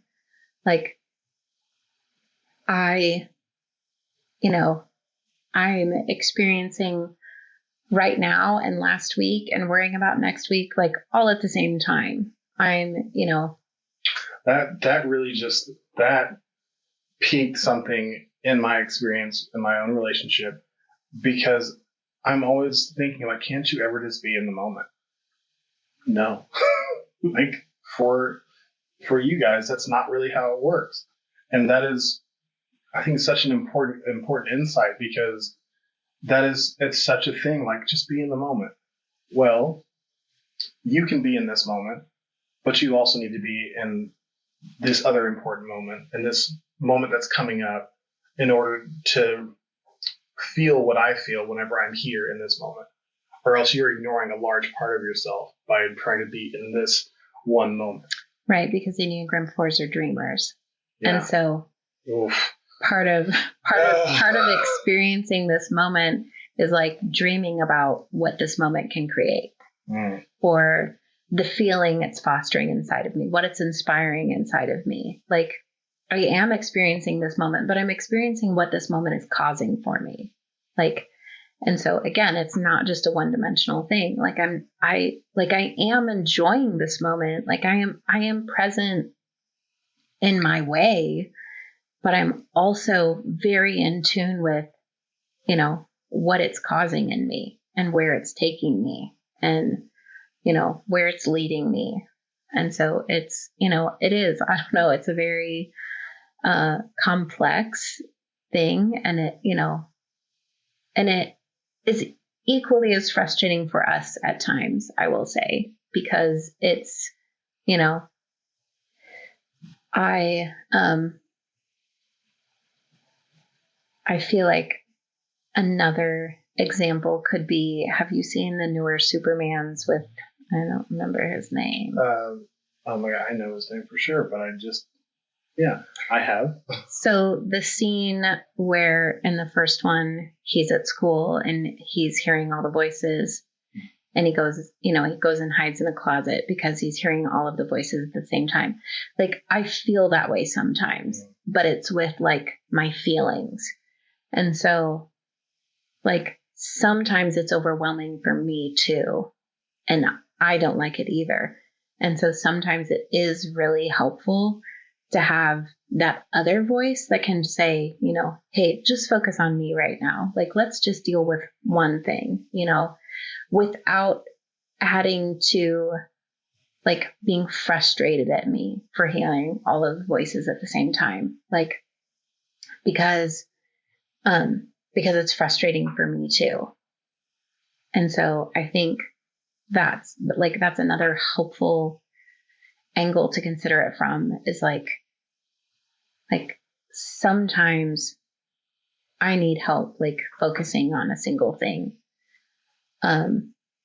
Like, you know, not in like a, like, hey, you know, like, you know, focus here. Like, I can see that you're off somewhere else, you know, not in a like eyes on me. Right. But in a, you know, I see that you're overwhelmed. I see that you're experiencing all of the things right now, feeling all of the things right now. Like, I'm just going to be present with you and be something else that you can focus on, or something that you can ground yourself with, so that you can pull yourself down from that. I'm not going to say that doing an Enneagram test is essential to relationships, or doing any categorizing of yourself is essential, but man, it helps much. It helps. It helps to be able to look at it, because there are things about being a 7 that I did not realize about myself until Courtney pointed them out to me and said, hey, we have this in common. You haven't noticed that? And I'm like, well, damn. Well, yeah, we sure do. And, you know, as I looked at the list, I was like, these things are all true about me.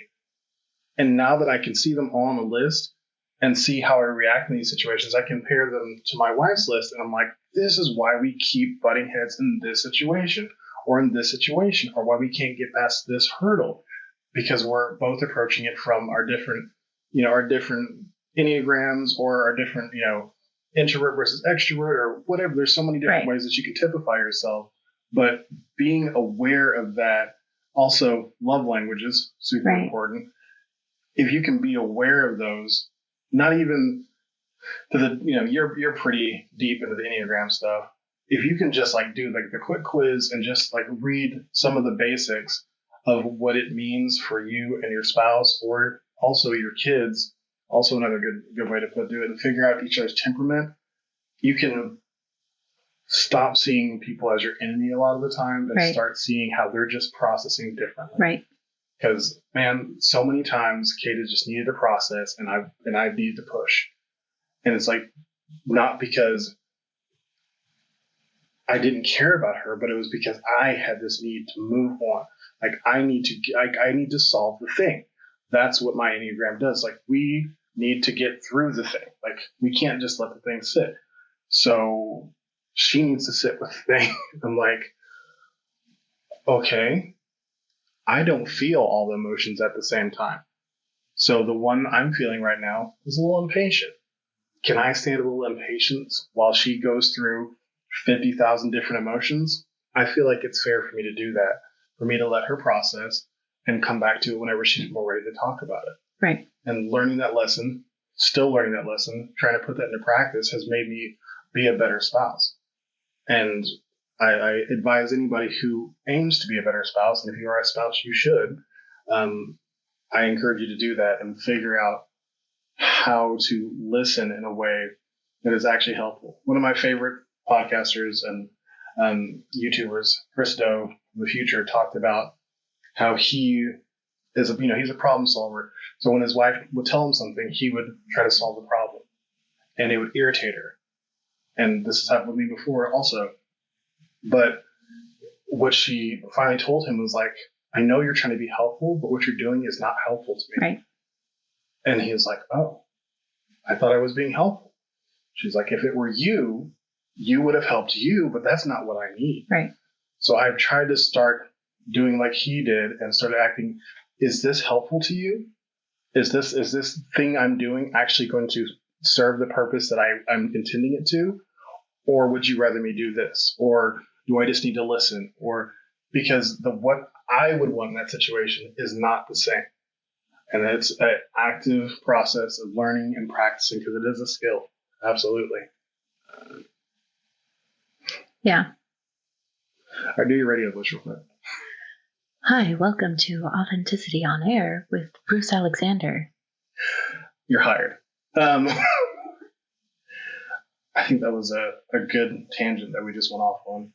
But I'm going to get back to my questions here. So you left, how old were you when you became a mother, when you married John, and when you when you left your father's church? I was 23 when we got married, 24 when our first child was born, and 26 when we started putting one foot out the door. Probably more like 30, 28 to 30 when it was like, no, we're done. Maybe closer to 30. So, but at 28 or so, 3 years after you had a child, you're starting to learn how to take control of your own life. Not necessarily, but we have people around us asking questions, which is prompting questions in us. Okay. That's a lot of change coming swiftly. Like I said, like we both agreed, being a parent is a large task on its own. Didn't learn this till much later on, and when I started taking marriage seriously, being a spouse is a task all on its own. You're learning all this stuff inside a church where you're not very comfortable, moving out of a church where how did this affect your sense of self? Did you feel like you had your own identity as you're moving through all these different new processes and new challenges for your identity? Well, I mean, at that point, my identity was wife and mother, and, just very, very heavily leaning into that. And still for a while, like really leaning into that, even once we started questioning other things. Because we kind of went like in this like big circle of like, we went deeper into some things, but it was still like a delineation from, the majority of people around us. But then we ultimately ended up curving away from that too. Mm-hmm. So, part of that was like, well, you just have as many kids as you have. And, that's that. Like you just, okay, sarah with your family planning. And then a few kids into that, we were like, maybe there should be a little more intentionality here because this affects a lot of other things. And so, going from that, like, the only reason I'm on this earth is to be a wife and a mother, to like in many ways, I feel like this is tricky because in many ways, like I do still believe that like raising my children is the most important thing I can do. Like nothing will ever be more important than raising my children. However,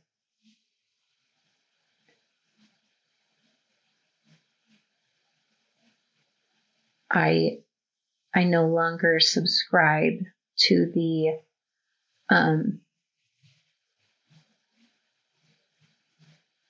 inclination that we shouldn't take any responsibility there and make good choices for ourselves. If I'm hearing this right, initially, wife and mother was an internalized label, and now it's more of a purpose. Is that correct? Yeah. I mean, I think, like you didn't have a choice. Like that's just what, women were created to be wives and have children. Like that's just, why women exist. And like, obviously that's still part of who I am. Like being a mother is never not going to be a part of who I am, but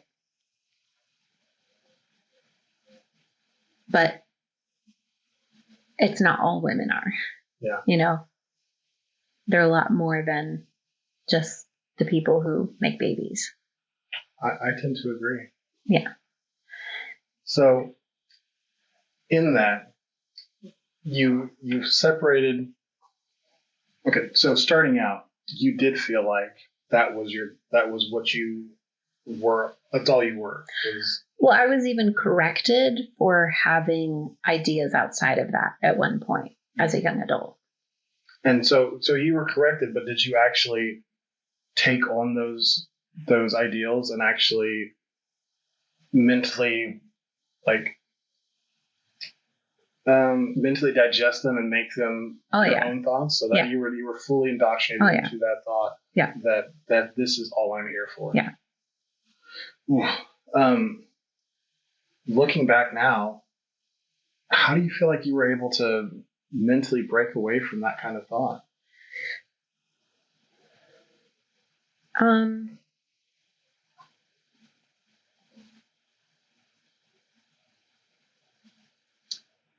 I mean, I think partly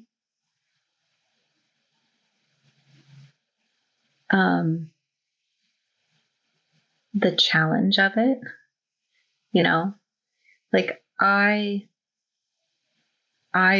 wanted to believe about myself that I could have as many children as I would have, and I would still be a patient, wonderful mother, But when there's actually humans there who are testing that theory, you learn things about yourself. Absolutely. And something I learned about myself is that a limitation was a good choice. And so,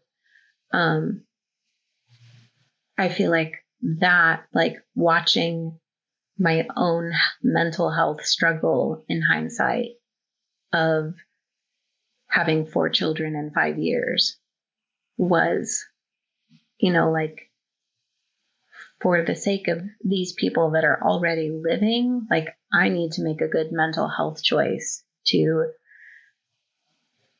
choose to limit myself any further with this, because I need to be the best I can be. And I'm already struggling to do that for these people already here. And so it was more of a necessity than, I think like something that I really like sought out. Do you think some of the stuff we talked about earlier, such as you not sharing your pain, like not speaking your needs out, is remnants of that indoctrination? I mean, I think it more has to do with my family culture than. But weren't they kind of one and the same? I mean, yes, but I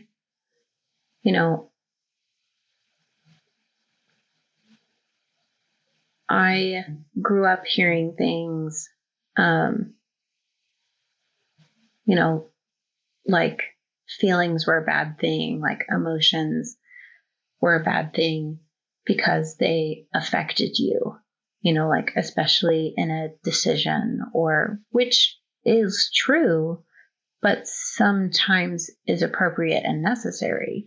Like if I'm having negative feelings about a decision, that's not a decision I should make, but it was more so, like if you got emotional about something, like then you couldn't think clearly. Like I can feel something and still think clearly. And some of that is a negative association towards women because they're more emotional, and, women cloud judgment because of their emotions, which is a very inaccurate and narrow thing. But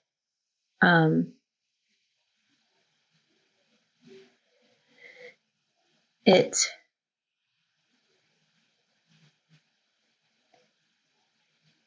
you have to be willing to examine those things. And, it's just, I don't want to represent those things. I want to,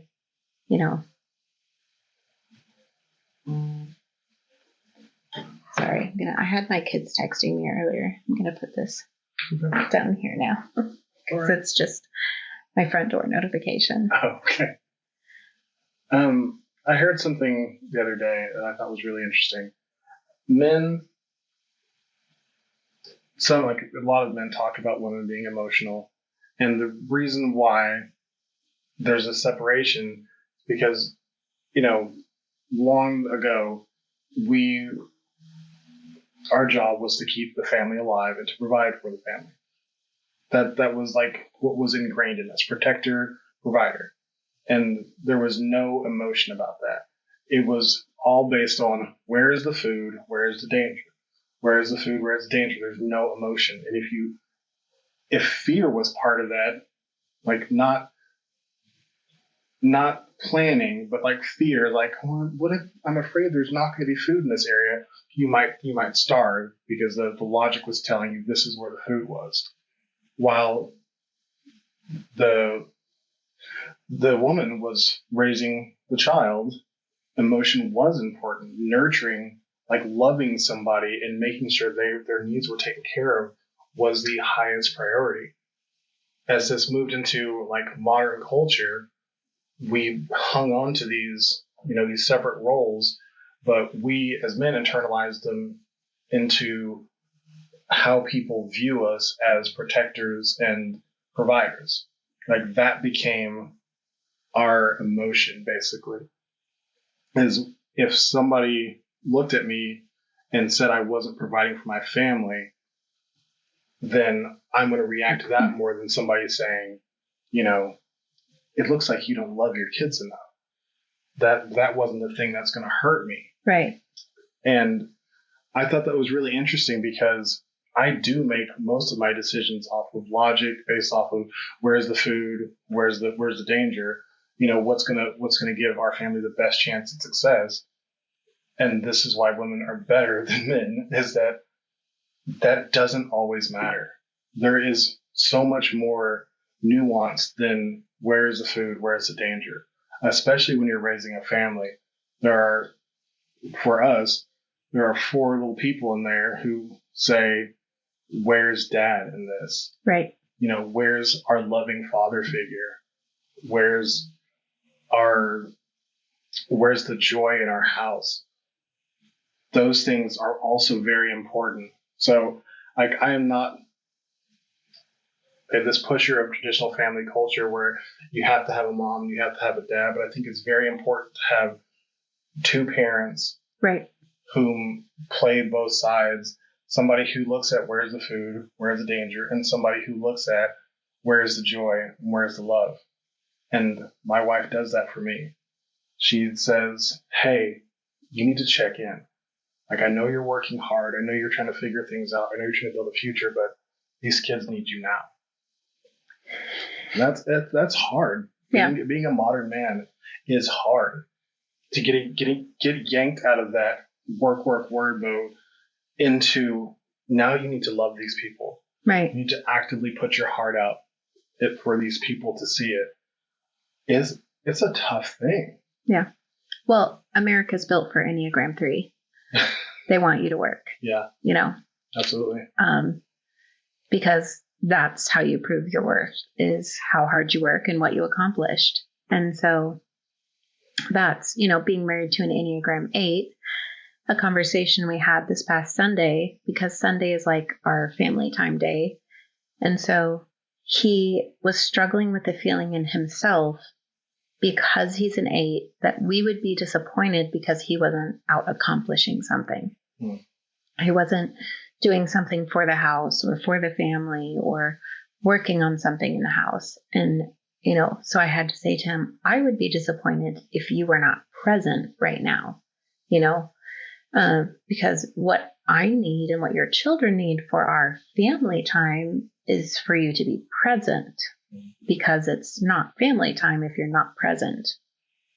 And so, but, I think that's another, just emphasizing your point of learning about ourselves, understanding ourselves, and then being able to communicate that with our partner, who also knows and understands us, to say, hey, I know that this is your tendency, that this is the inner voice in you that says you are not doing enough, but you need to tell that voice, it's enough to be with my kids. It's enough to play a game with my kids and show them that I love them, that I'm here, that I'm available, that I'm present, that I care, because when they grow up, they're not going to remember,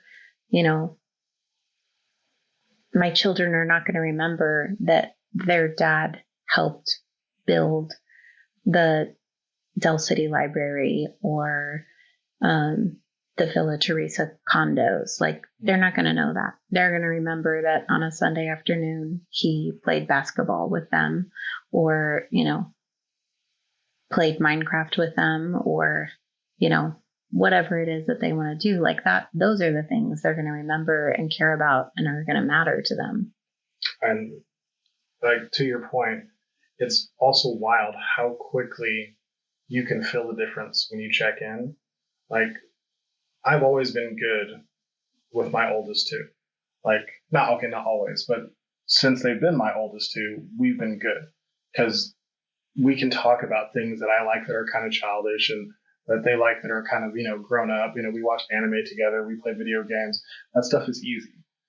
The younger 2, it was a challenge, because it's they're not really, my middle one's getting there, but my youngest isn't there. And so instead of proactively finding other ways to connect with them, I was just kind of frozen and waiting for they got to that spot where this is where I'm good. I'm good. As soon as you get here, you'll see I'm a great dad. And Kate pointed out to me, what are you waiting for? Not in so many words, but she was like, hey, you are not connecting with the younger 2. You are just spending all your time on the older 2, and you're really great with them. And you're, I appreciate that, but we have 4 kids. And what recently happened was Kate was waking up with our youngest in her ear immediately. And it was driving her crazy, because in her ear immediately and then all day. Yeah. And what I've started to do is take the first part of my day and spend it with her reading books and hanging out. And it's not hard. It's so simple. It's like, hey, grab a book, sit here and read with me for a while, and then we'll read one together. And then we just hang out and we cuddle, and I feel like a different person, both for like my soul and for showing up for my daughter. Like, it feels so good to know that it wasn't too late. She doesn't hate me. Like, it's okay. They're so forgiving when you try. Yeah. But you do have to try. Yeah. And sometimes it takes your partner to remind you, try. Right. Right. But even that, like, you have the opportunity because of your schedule right now. Yeah. You know, like it would be that much harder if you were still gone all day. Mm-hmm. You know, most parents who work outside of the home spend more time at work than they do with their children at home in the evening. You know, even including weekends, like a lot of times those hours are, you know, not the same. Mm-hmm. And especially if you add in any evening activities or, you know, any extracurriculars, anything else like that, even further reduces your availability. And so the intentionality that has to be there is incredible, because it's so easy to say, I'm tired. I've worked hard. I don't have the energy, whatever. And, to just put it on the back burner of like, well, you know, like there's not an immediate crisis, like nothing's happening. They're okay. So, you know, I don't have to put forth that intentionality right now. Like I can wait until it's, you know, really necessary, or there's something I have to deal with. That was absolutely my attitude. But like looking back on it, they're okay. You can say it, they're okay, or you can say they're okay. And that's how I look at it now, is like, they were okay. They could be great. Their lives could be happier. And I am very much in control of that. And I wasn't taking the opportunity. And that's, you know, it's hard to look at whenever you look at how many wasted days there are. But it also is, once again, it's never too late. Right. But I guess the other point I was trying to make is like a moment of honesty to my authentic audience. At the time of this recording, I was still learning audio, and I let the track get corrupted on my main audio source. Unfortunately, the rest of this recording is not the best. I encourage you to continue to listen to it because it was a really great conversation, but I also appreciate you having listened so far. I just want to let you know that this is not the kind of content I will be putting out as we move forward, because I've learned how to solve such issues and won't let it happen again. But for this one, I appreciate you bearing with me through a little bit of a technical difficulty. Thanks. Like, you were tired though, you know, like, because, you know. Oh yeah, the schedule wrecked me. Absolutely. Right. And that, so for a lot of parents who work outside of the home, like it's even that much harder to be intentional because they are tired. Like they've been, you know, emotionally depleted from their day, especially if they have an emotionally taxing job. You know, if you're a teacher and you've been around the kids all day, I'm sure sometimes it's hard to come home and have the energy to want to spend time with your own children. Yeah. Or, you know, just other, you know, I know that at times your job could be very emotionally taxing, very emotionally demanding, depending on what you were dealing with. And so, you know, like that's a tricky balance of like, how do I have room for myself and give space for myself to, you know, decompress from my day, but also be present and available to my children, you know, even that much harder to single parents. You know, my sister-in-law is a single mom, and they're, you know, like it would be really great if she had a partner to say like, hey, you're tired, like, let me tap in, but she doesn't, you know, it's all on her. And so, you know, how do we as a community, you know, step in and help make space for those people who, you know, need that time to decompress and, you know, but again, also approach them with understanding, you know, instead of criticism of, you know, hey, like your kid just needs you. Like, well, yeah, your kid needs you, but like, I mean, also, my life first is suggestion, hard. is if you can possibly at all make cuts and get out of the 9 to 5 work situation, if there's any way you can do it. Because like, honestly, like of course I am financially terrified of what my future looks like. I don't care though. Like what I'm doing right now, being here with my family is so much more important. It's easy to say that from this side. And it also it was also easy to do it because I was in a situation where I was forced to make a choice. I don't think I could have made that sitting at home listening to this right now and saying, you know what, I'm going to choose my family and leave my job that pays me $100,000 a year. No, I couldn't have done that. The security was too good. The consistency, like having all those things, it was so good. But I was emotionally just wrecked. I didn't like it there. They didn't like me there. That's one part of it. Then being away from my family from 6 a.m. till sometimes 7 o'clock at night, that is a long time and it's unnatural. Right. And I mean, at this point, like I'm home, I work from home. I don't leave very often. I leave to go do things I want or like networking stuff. And whenever I have more clients, it'll still be from home most of the time. And I still don't feel like I see my kids enough. Right. Like, so it's so hard to put myself back in that place and think that I could do that again. Right. I really don't think I could, but it's because I've seen it over here. Yeah. And I don't think I could really translate that to somebody who hasn't been on this side as to how much different it looks. Like having the weight of the 9 to 5 off your shoulders, being instructed on what to do all of your workday, your time not belonging to you, like all of those things are just emotionally draining. And then trying to come home and be a parent, right. It's a lot. Right. I mean, there are ways to cope with it, absolutely, but I would encourage you, if you have a skill or a passion or something that you've been thinking about striking out to do that lets you control your own time and be home more, I would really encourage you to do it. Just because even if it doesn't work out, there's always a job.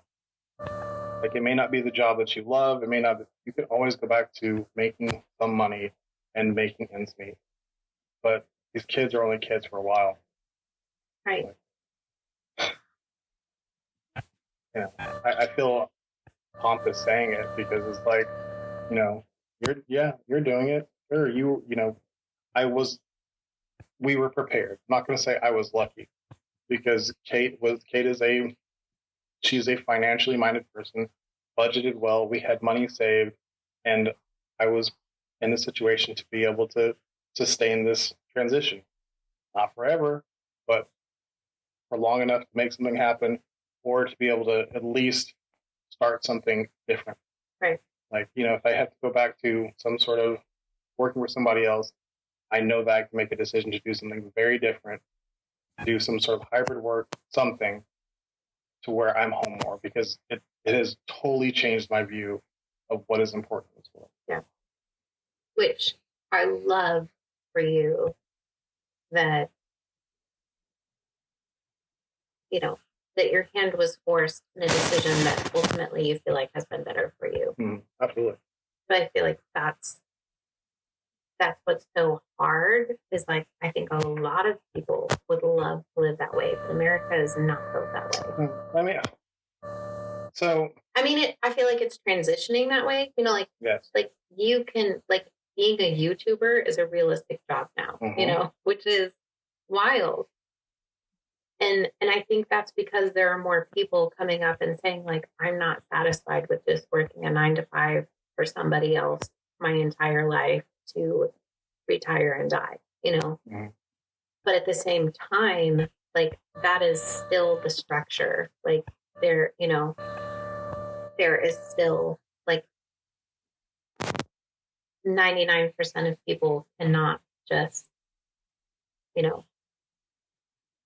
be removed from a paying position and figure out a way to be okay. I will say 99% of people will not. Now, I would say probably 50% of those people cannot because they couldn't pay next week's bills. Right. But there are people who could, who are the way our society is set up is to make you terrified to be out there on your own. I mean, it is very scary not knowing your financial future in America. Like, because we have put such a high priority on material things, owning a home, like having 2 cars, all these different things that cost a lot of money. But if you were to look at it realistically, I've got a friend who they sold their house, moved into it, like bought a truck, bought a 5th wheel, moved into that, and she works from there. She's going to be, like, I'm interviewing her next week. Like, she works on the move. Like, they set up in Florida sometimes and stay there for a while, and she makes more money than I do by a lot. So, but she had to commit to a different kind of lifestyle, and she had something she was passionate about. I'm not saying just go out there and just quit to do nothing, but if there's something like a passion that you've been putting off, I am encouraging you to do that now, because there's still lots of opportunity. At one point, it's not going to be a creator economy anymore. There's going to be 10 billion podcasts. There's going to be 200 million YouTube channels. There's going to be so many Instagram. There's at some point, there's only so much space to fill. But right now, there's still a lot of space. So if that's what you want to do, I encourage you to do it. Yeah. And I agree with you. And I hope that does become, that the independent economy grows. Mm-hmm. However, I guess I just want to make sure that it is recognized that there is a large swath of people who will not have that opportunity and who will fight and struggle every day of their lives to, mm-hmm. Maybe not even make ends meet, because America is not built for them.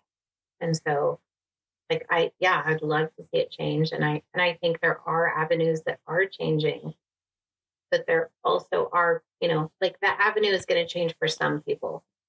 But I think there will always be some people that it's not going to change for.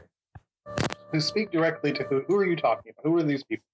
I want to know, let's not speak in, what's the word, syllogisms? Just lay it out for me, spell it out. Who are you talking about?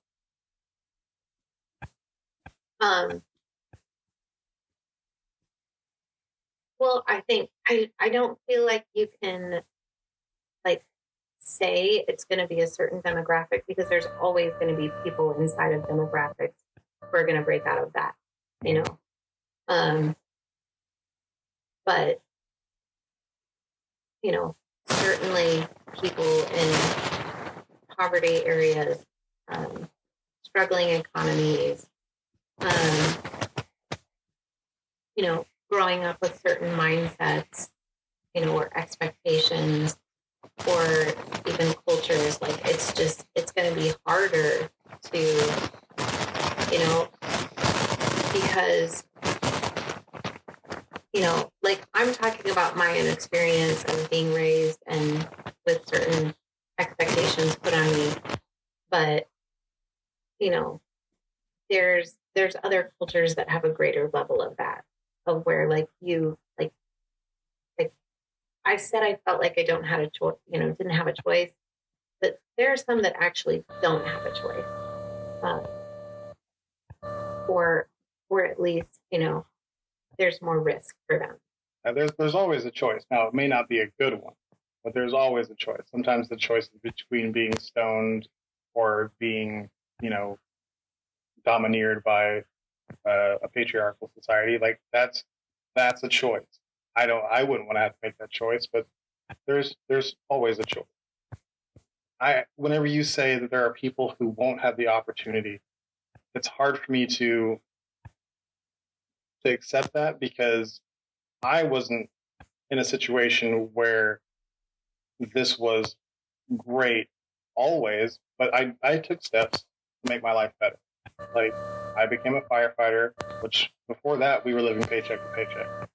And the job, the career, did great things for both my mental state and our financial state, to where I could start doing things to make me a better person, like, educating myself, mental health and wellness, having insurance, taking care of my body, like lots of different things. But I had to go out and earn that job. Like, nobody gave that to me. Right. And then once I got the job, I then had to go through 6 months of very intensive training and, a recruit academy, EMT, lots of different certifications that some people quit. So is the road for everybody to get there the same? Absolutely not. Inequity is a real thing in this country, and some people start out way lower than I even did. And is it fair? No. Is it impossible to escape? No. You have to, once again, I think it's about self-awareness, being aware of the limitations that are set in front of you, and being willing to not be a victim to them, and do whatever you have to do to overcome them. Does that mean for some people working a full-time job and going to school at night?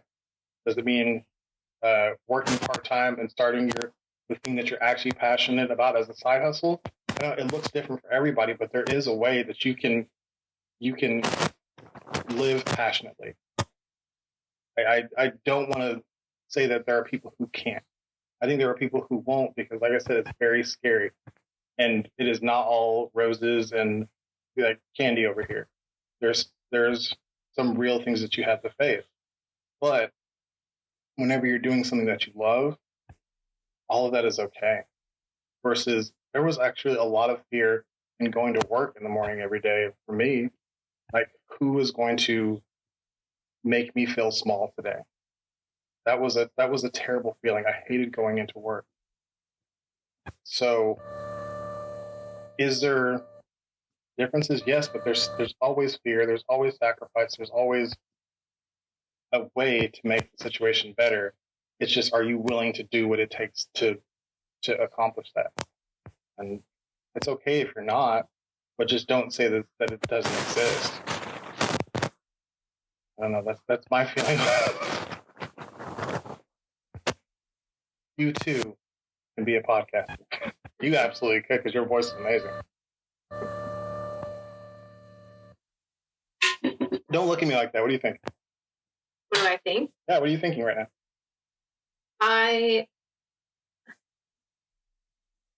Probably processing. That's probably. I'm processing, and I'm deciding whether or not to say I disagree. You're more than welcome to disagree. Like, no, I know, but I'm actually deciding because okay. on the one hand, I absolutely agree with you. On the other hand, okay, what about our differently abled community? What about our persons experiencing homelessness? What about, our illegal immigrants? What about even legal immigrants? What about, again, like I know that there's exceptions in those demographics, but I also know, that the mountain is that much taller for them, I guess. What I will say is, there is no ICE at YouTube.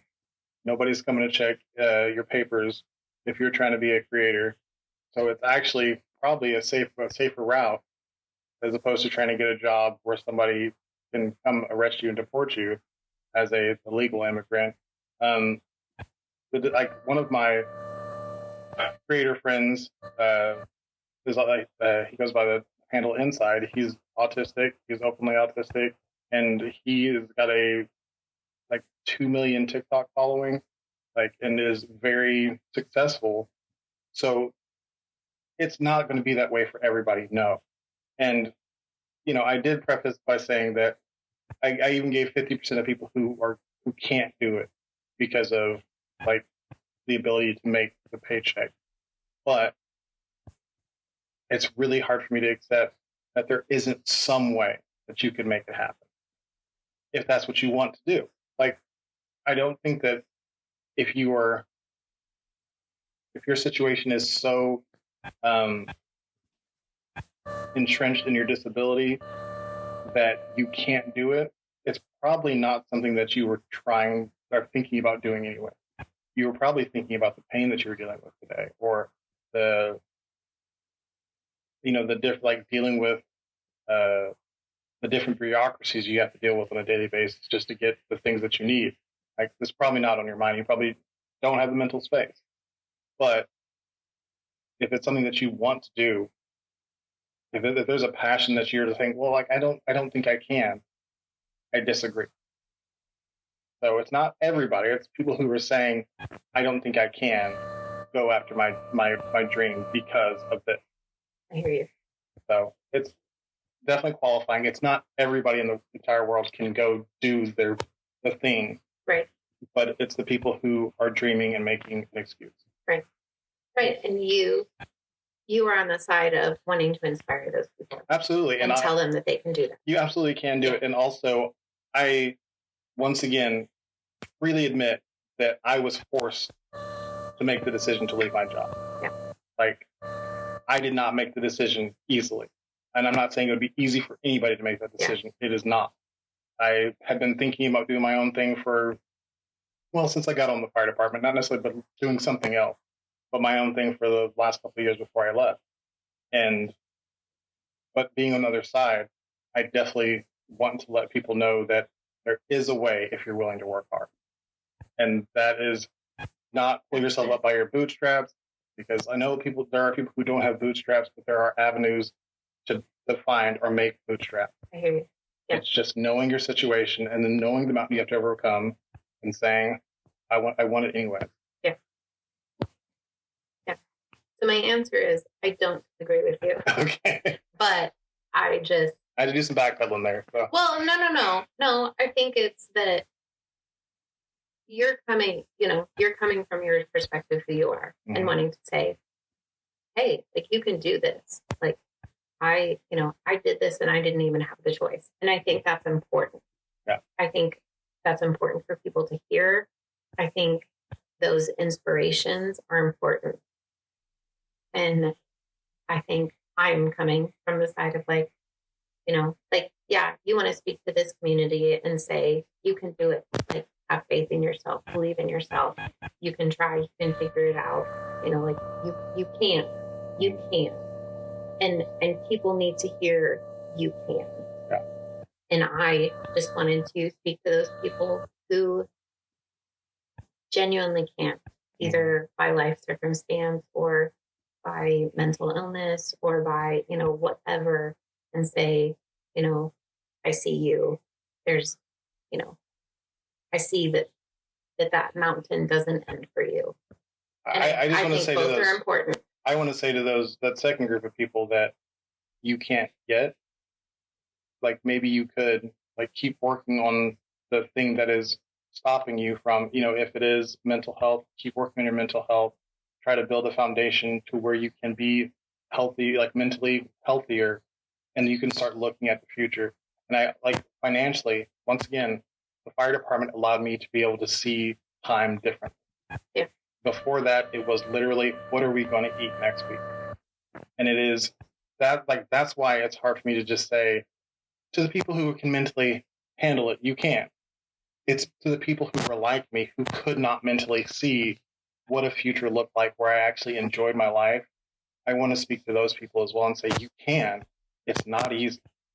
There are sacrifices that have to be made. Sometimes you have to give up everything that you ever knew and go sacrifice yourself to a career for almost 10 years.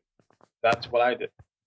And I want to say, I don't want to suggest that path, but honestly, for some people, if your life situation is as bad as ours was, and you have kids who depend on you, yeah, I would say do it. I would say join the military. There are avenues that will take anybody who is fit enough or willing to work hard enough, and will give you a way to be able to get out of that situation. So then that is just a stepping stone where then you can see above all the crippling pressures that are currently on you, And once you can get a peek at what that future looks like, it becomes so much easier to start working towards it. Because otherwise you're just like tunneling in the dark and you don't know which way is up. Yeah. But there are people who are tunneling in the dark and don't know which way or up. Hey, there is up. It exists. And I love you people, and I am one of you from way back, and I hope that you're able to find up. I hope that you're able to see the light at the end of the tunnel at some point, because honestly, it is such a deep and dark place. I never want to be back in. And that's the other scary part about going out on your own, is that there's nothing to protect me from ending back in that, deep dark tunnel. I've got, I don't have insurance for that. I don't have I do have retirement stuff there, but that's the windfall for if this goes south. That's scary. That's no longer for if, for whenever I get to be 60 years old and we're ready to, take a cruise to Barbados. That's for if I don't become profitable in 6 months. That's scary. Yeah. I don't think about that, though. My wife is the one who handles the finances, so she gets stressed about that. I get to go out and be the best me I can be. Yeah. All right, we're gonna start wrapping this up, because I feel like I could talk to you all day, and there are other people. Once again, those kids I was talking about like to see my face occasionally.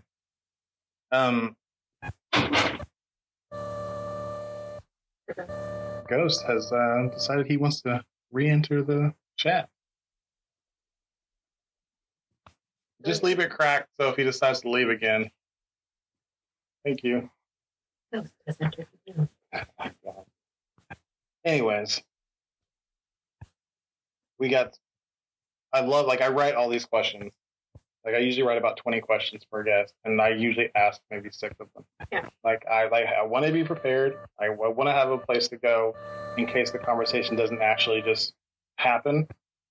But most of the time it just does. And I love that about this format.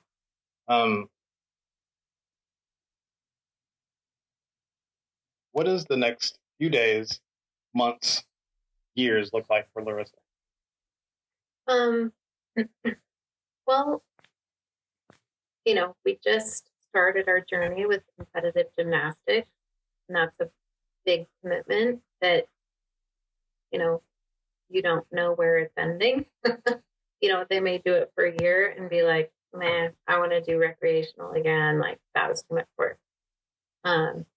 Or they may be like, I really like this. Like, I, want to grow, and I want to go to an even, more advanced competitive gym. And, so there's that like, factor looming in the background of like, that dictates a certain portion of our lives, because we want to make that happen for them.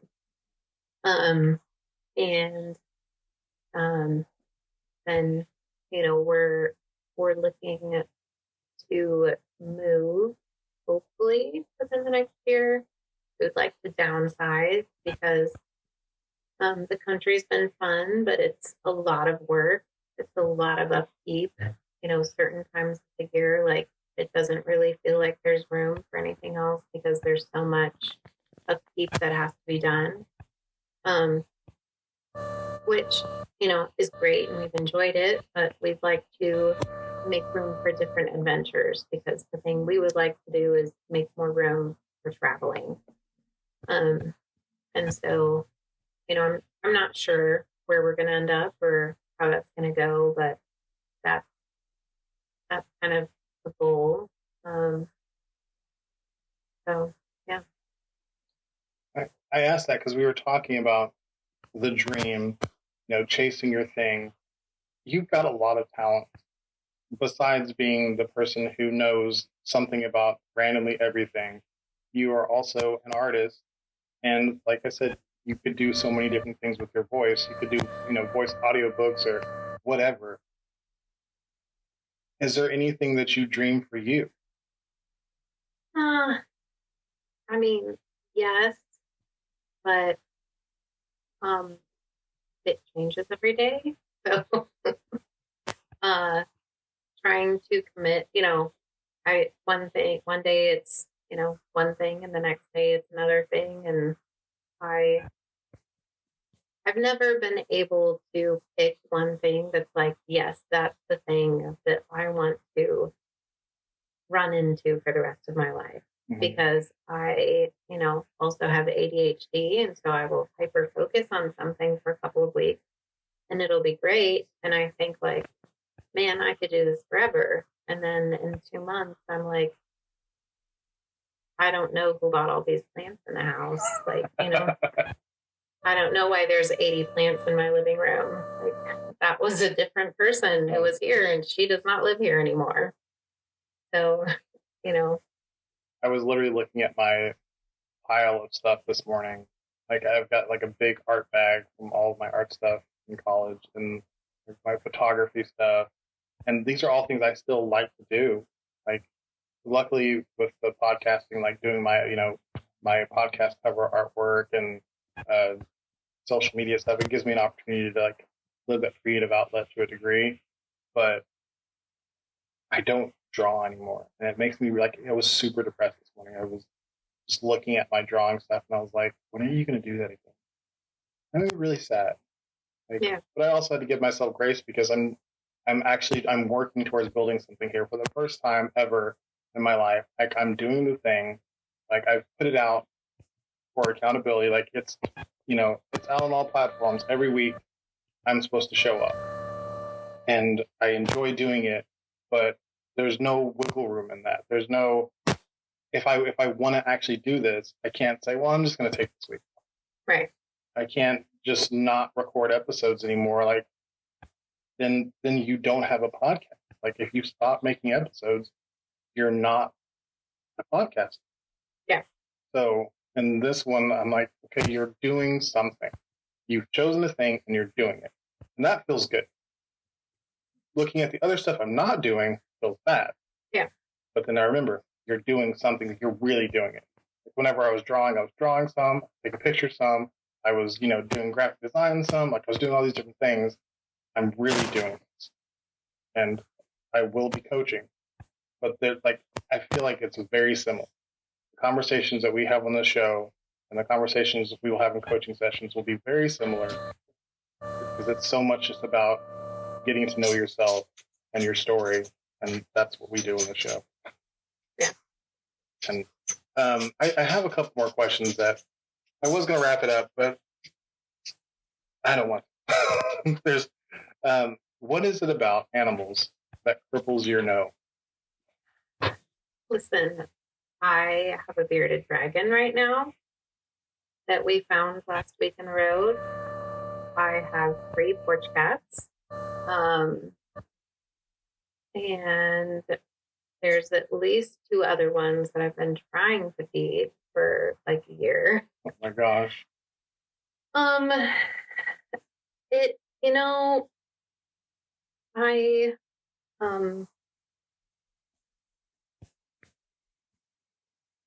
there's this something in me that I can't look at suffering and look away no matter who it is. So, I stopped for turtles, moved them out of the road, and I, during spring, even went through a phase where I had to stop if I saw a dead possum and check its pouch for baby, because I couldn't handle the thought, because we had that happen in our backyard. And I never even thought of that. So we took, I don't know if it's a litter, but we took, a handful of possum babies to wild care in south of Norman. I don't know if it's actually in Norman or just south of Norman. I think it's not. But anyway, and so then I was like, oh my God, like what if all of these other dead mother possums also have babies in their pouches that are now just going to starve and die? And then, I have to take a step back and say, I can't I can't serve every need. But there is still a push in me that wants to. And it's those feelings in 4D. Yeah. I'm going to make you a shirt because it works on so many levels because you're a 4, but it also is 4-dimension of feeling. But, one of the kittens on our porch, I'm pretty sure I've never seen it until like 10 days ago. And it's very friendly. So I don't think it ended up out there by accident. Mm-hmm. But it, it's so skinny. You can see its hip bones like pointy, sticking out from it. And yet it, and it, like, it's not that cat's fault that, it got lost in the woods. So, like, I mean, I could just ignore the starving cat, or I can put some extra food out for it, just like, it's not that hard to put food on the porch for this cat. And I've contacted some rescues to see if we can get it adopted because it's very sweet. And it's a young female, so unless it's spayed, then it's just going to perpetuate the cycle. Mm-hmm. There's a kitten that hangs around it that I'm not sure if it's kitten or not, or if they just are, abandoned buddies.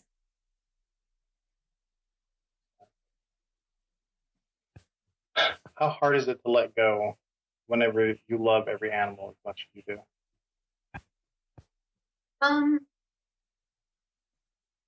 Not always that hard. I have my favorites. Like when we had our litter of foster puppies, like there was only one that was hard to let go of. The other ones, I was like, you can leave. Like, you chewed a hole in my wall. It's okay if you get adopted. Or different people were attached to different ones.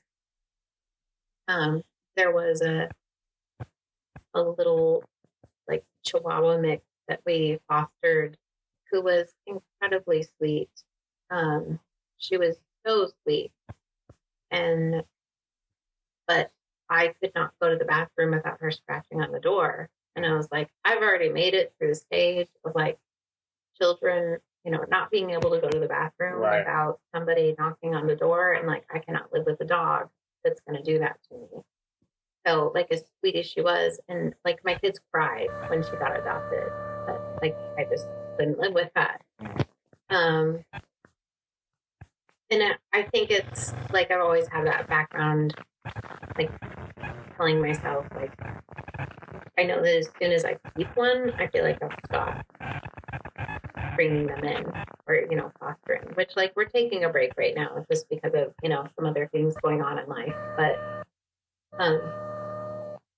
there's one that I regret letting get adopted. And like still to this day, like we talk about our Griffle and how we should have kept him. Like he was the one we should have kept, but the one that got away. Yeah. Oh, you have a special heart. Okay, on that special heart, this is a tough one. So you were subpoenaed to testify against your own brother on a matter that was not up for discussion specifically. But can you tell me what it was like to be pitted against the person that you spent most of your young life with? Yeah. So I think the hardest part is that I'm not sure if he understands that when I was subpoenaed, it means I didn't have a choice, because like I would have rather not,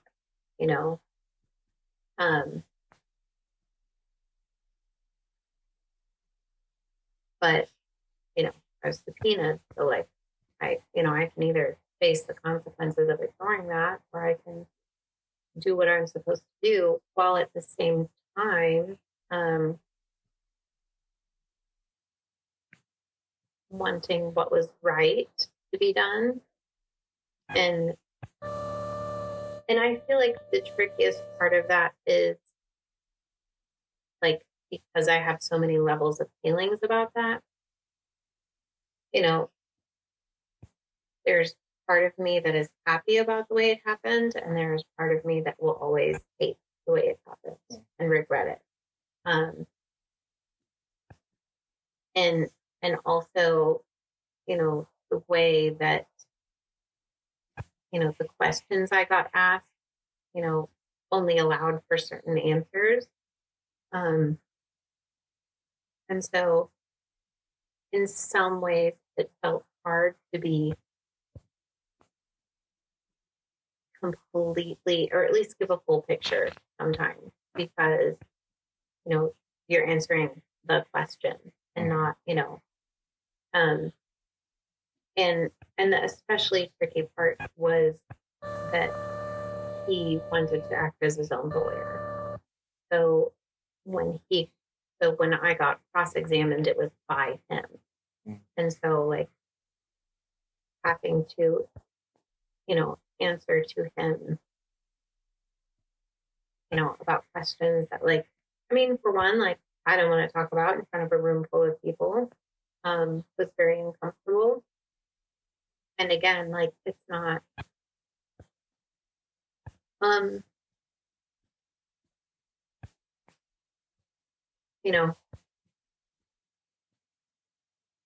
two things can ruin a relationship, like having to testify against someone in court. So, like, recognizing, like, there's no coming back from this, like, this is a nail I'm hammering in that won't come back out. And having, part of me wants to be there because there are certain things that I believe are right about it, but also, it's just a limited system. And so experiencing it that way, it just felt very tangible how limiting that system is. What was the emotion like during the cross-examination? Like, was he hateful to you? Were you able to keep your composure? Like, no, I'm pretty sure I cried a few times. The amount of anxiety I had leading up to it was the hardest part, which that's another thing I get to deal with is, from those accumulated years of stress, I now have dysautonomia, which means, like, my body was in such a high level of stress for so long that it can no longer, like, recognize reasonable stress and just perceive everything as stress. So I wake up and my heart rate is over 100, like, just from waking up, because I lived in such a high stress state for so long. And so that's been a whole, fun experience to, like I can feel it happening sometimes and feel myself getting in that mode, and I have to, like, okay, like, I don't have to run around like a crazy person, Does it feel like a panic attack? It can. That's been another, also byproduct of. Because I'm pretty sure you've had both. So yeah. I've never heard of dysomnia before. So, for one, brand new information, another thing that you suffer from in silence. But I'm trying to understand what that experience is like. Yeah. So I think once I knew what it was a lot easier. When I didn't know, like, the anxiety was way worse, for sure. Because I didn't know why I was getting lightheaded, why I was getting lightheaded, why I was, feeling like my heart was racing, because it was, and the first medical person I tried to seek just told me I was high strung. So, which anyone who knows me knows, that's not usually a word that you would use synonymously with me. So, it was really hard to find somebody else to want to understand that with me. Mm-hmm. And I'm very grateful that I did, and I've found several other things that have contributed, like the MTHFR and, other things. But moving away from the trial for a minute, just talking about what you just said, finding a doctor that respects your word and does the research, what did that do for your peace of mind? I mean, even just my very first appointment, I bring, like a stack of papers, and she's like looking through, and she's like, "Oh, you have dysautonomia." I'm like, "What's that?" And to where, I'd been seeking this answer for so long already, and being told I'm high strung, it's in your head, it's just your anxiety, More gaslight. Yeah. Which only increased, my symptoms. And so having somebody finally validate, and say, like, this is out of your control, and it's because of the level of stress you've been in, was, very relieving, very validating. And, just felt really good to be taken seriously, and, have somebody care even, instead of just like, how quickly can I move you through, answer your question and then move you through. Being a Black man in American society is not fun, always. I mean, it can be fun, sure, but whenever it comes to medicine, it is a big factor in how I've been treated in the past. There is, lots of studies saying that many doctors work on the assumption that Blacks can handle more pain, that I should be fitter than I am because of my natural genetic type. There are lots of different things. So whenever it came to prescribing for pain, I've had, knee issues, back issues, all that stuff. I've always had to struggle with so many doctors. Recently, very recently, I had to go to a referral for my new doctor about getting my Adderall. I've been diagnosed ADHD for 15 years. He questioned how I did in school. Like, I did great in school. What does that have to do with anything? Well, if you didn't struggle in school, maybe he started to question if I was ADHD. And I was like, well, I did great in high school because it was easy because I'm smart. Have you ever taken an IQ test? No, I haven't taken an IQ test, but I'm smart because I didn't study and I made straight A's. Grade them for my class. Oh, I struggled in college whenever I actually needed to learn how to study. Okay. Well, have you taken this whatever test that's called for air traffic controllers that's used to, diagnose your ability to pay attention? And like, no, what is that? Like, I was diagnosed 15 years ago. They gave me a test, and I told them about my loss of time blindness, my inability to organize anything, my chronological, all this stuff. And he's just like, well, I think that we might need to, re-diagnose. So this was another case in which I left the doctor feeling like, first, I was crazy, stressed to know if am I going to be able to get my medication, which keeps me sane, because being disorganized is literally insanity for me. Right.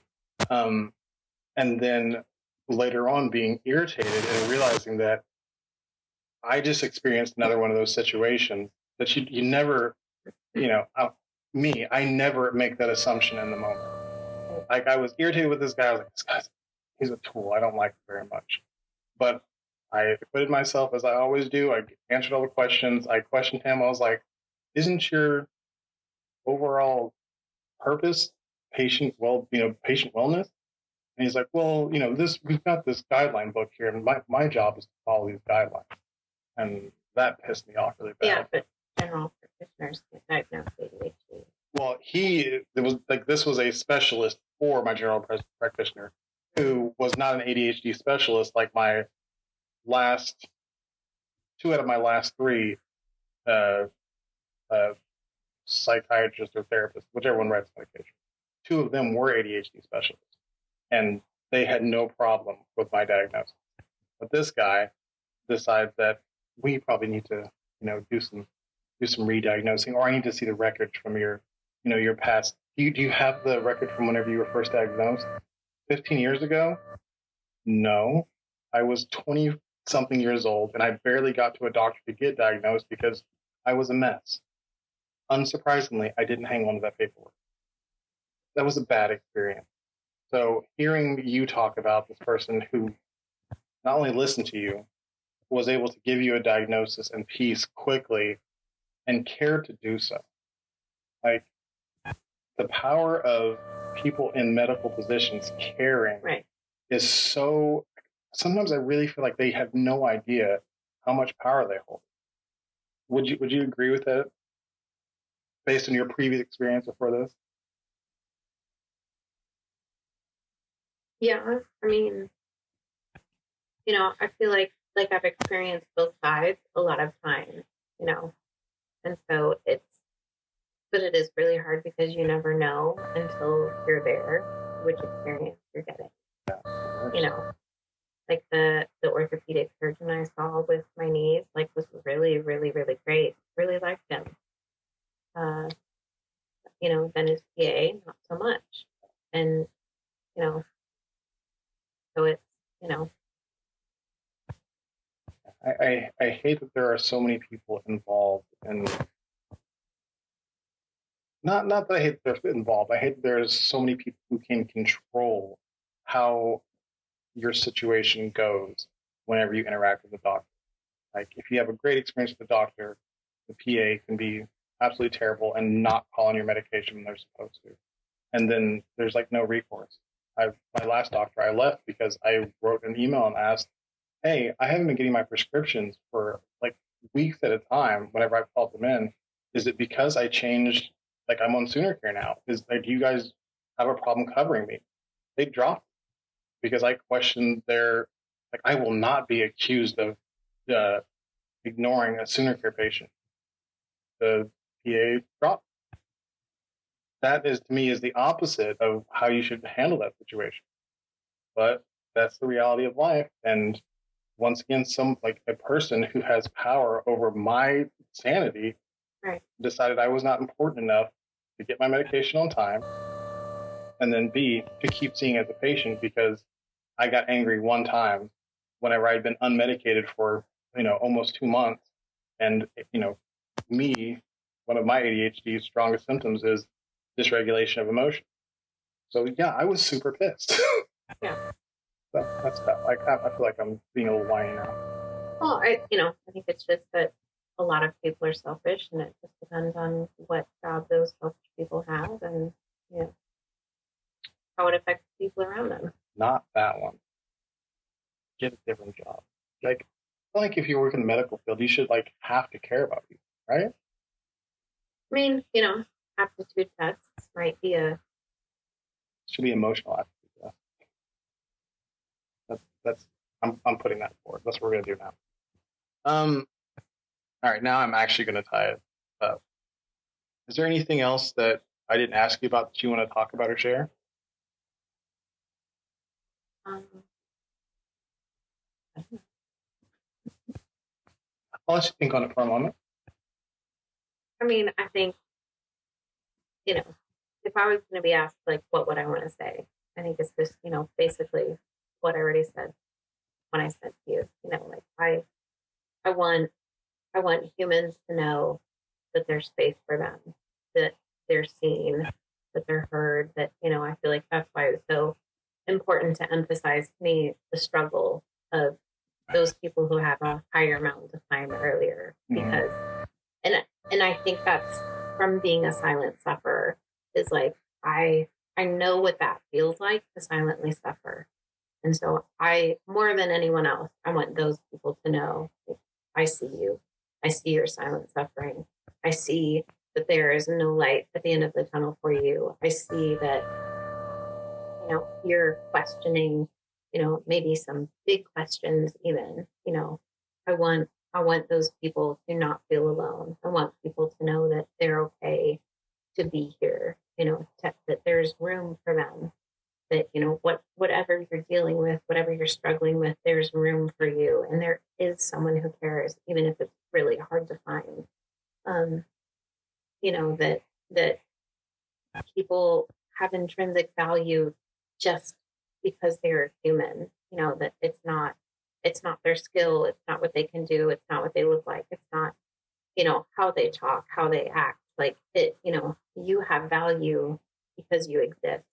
And I want, that's the way I'm trying to raise my children. They know if I ask them, how do we teach people to be kind? They will answer by being kind. And that is what I want. I want my children to bring kindness, because we talk about, there's enough hurt and suffering and crap and stuff and, misery.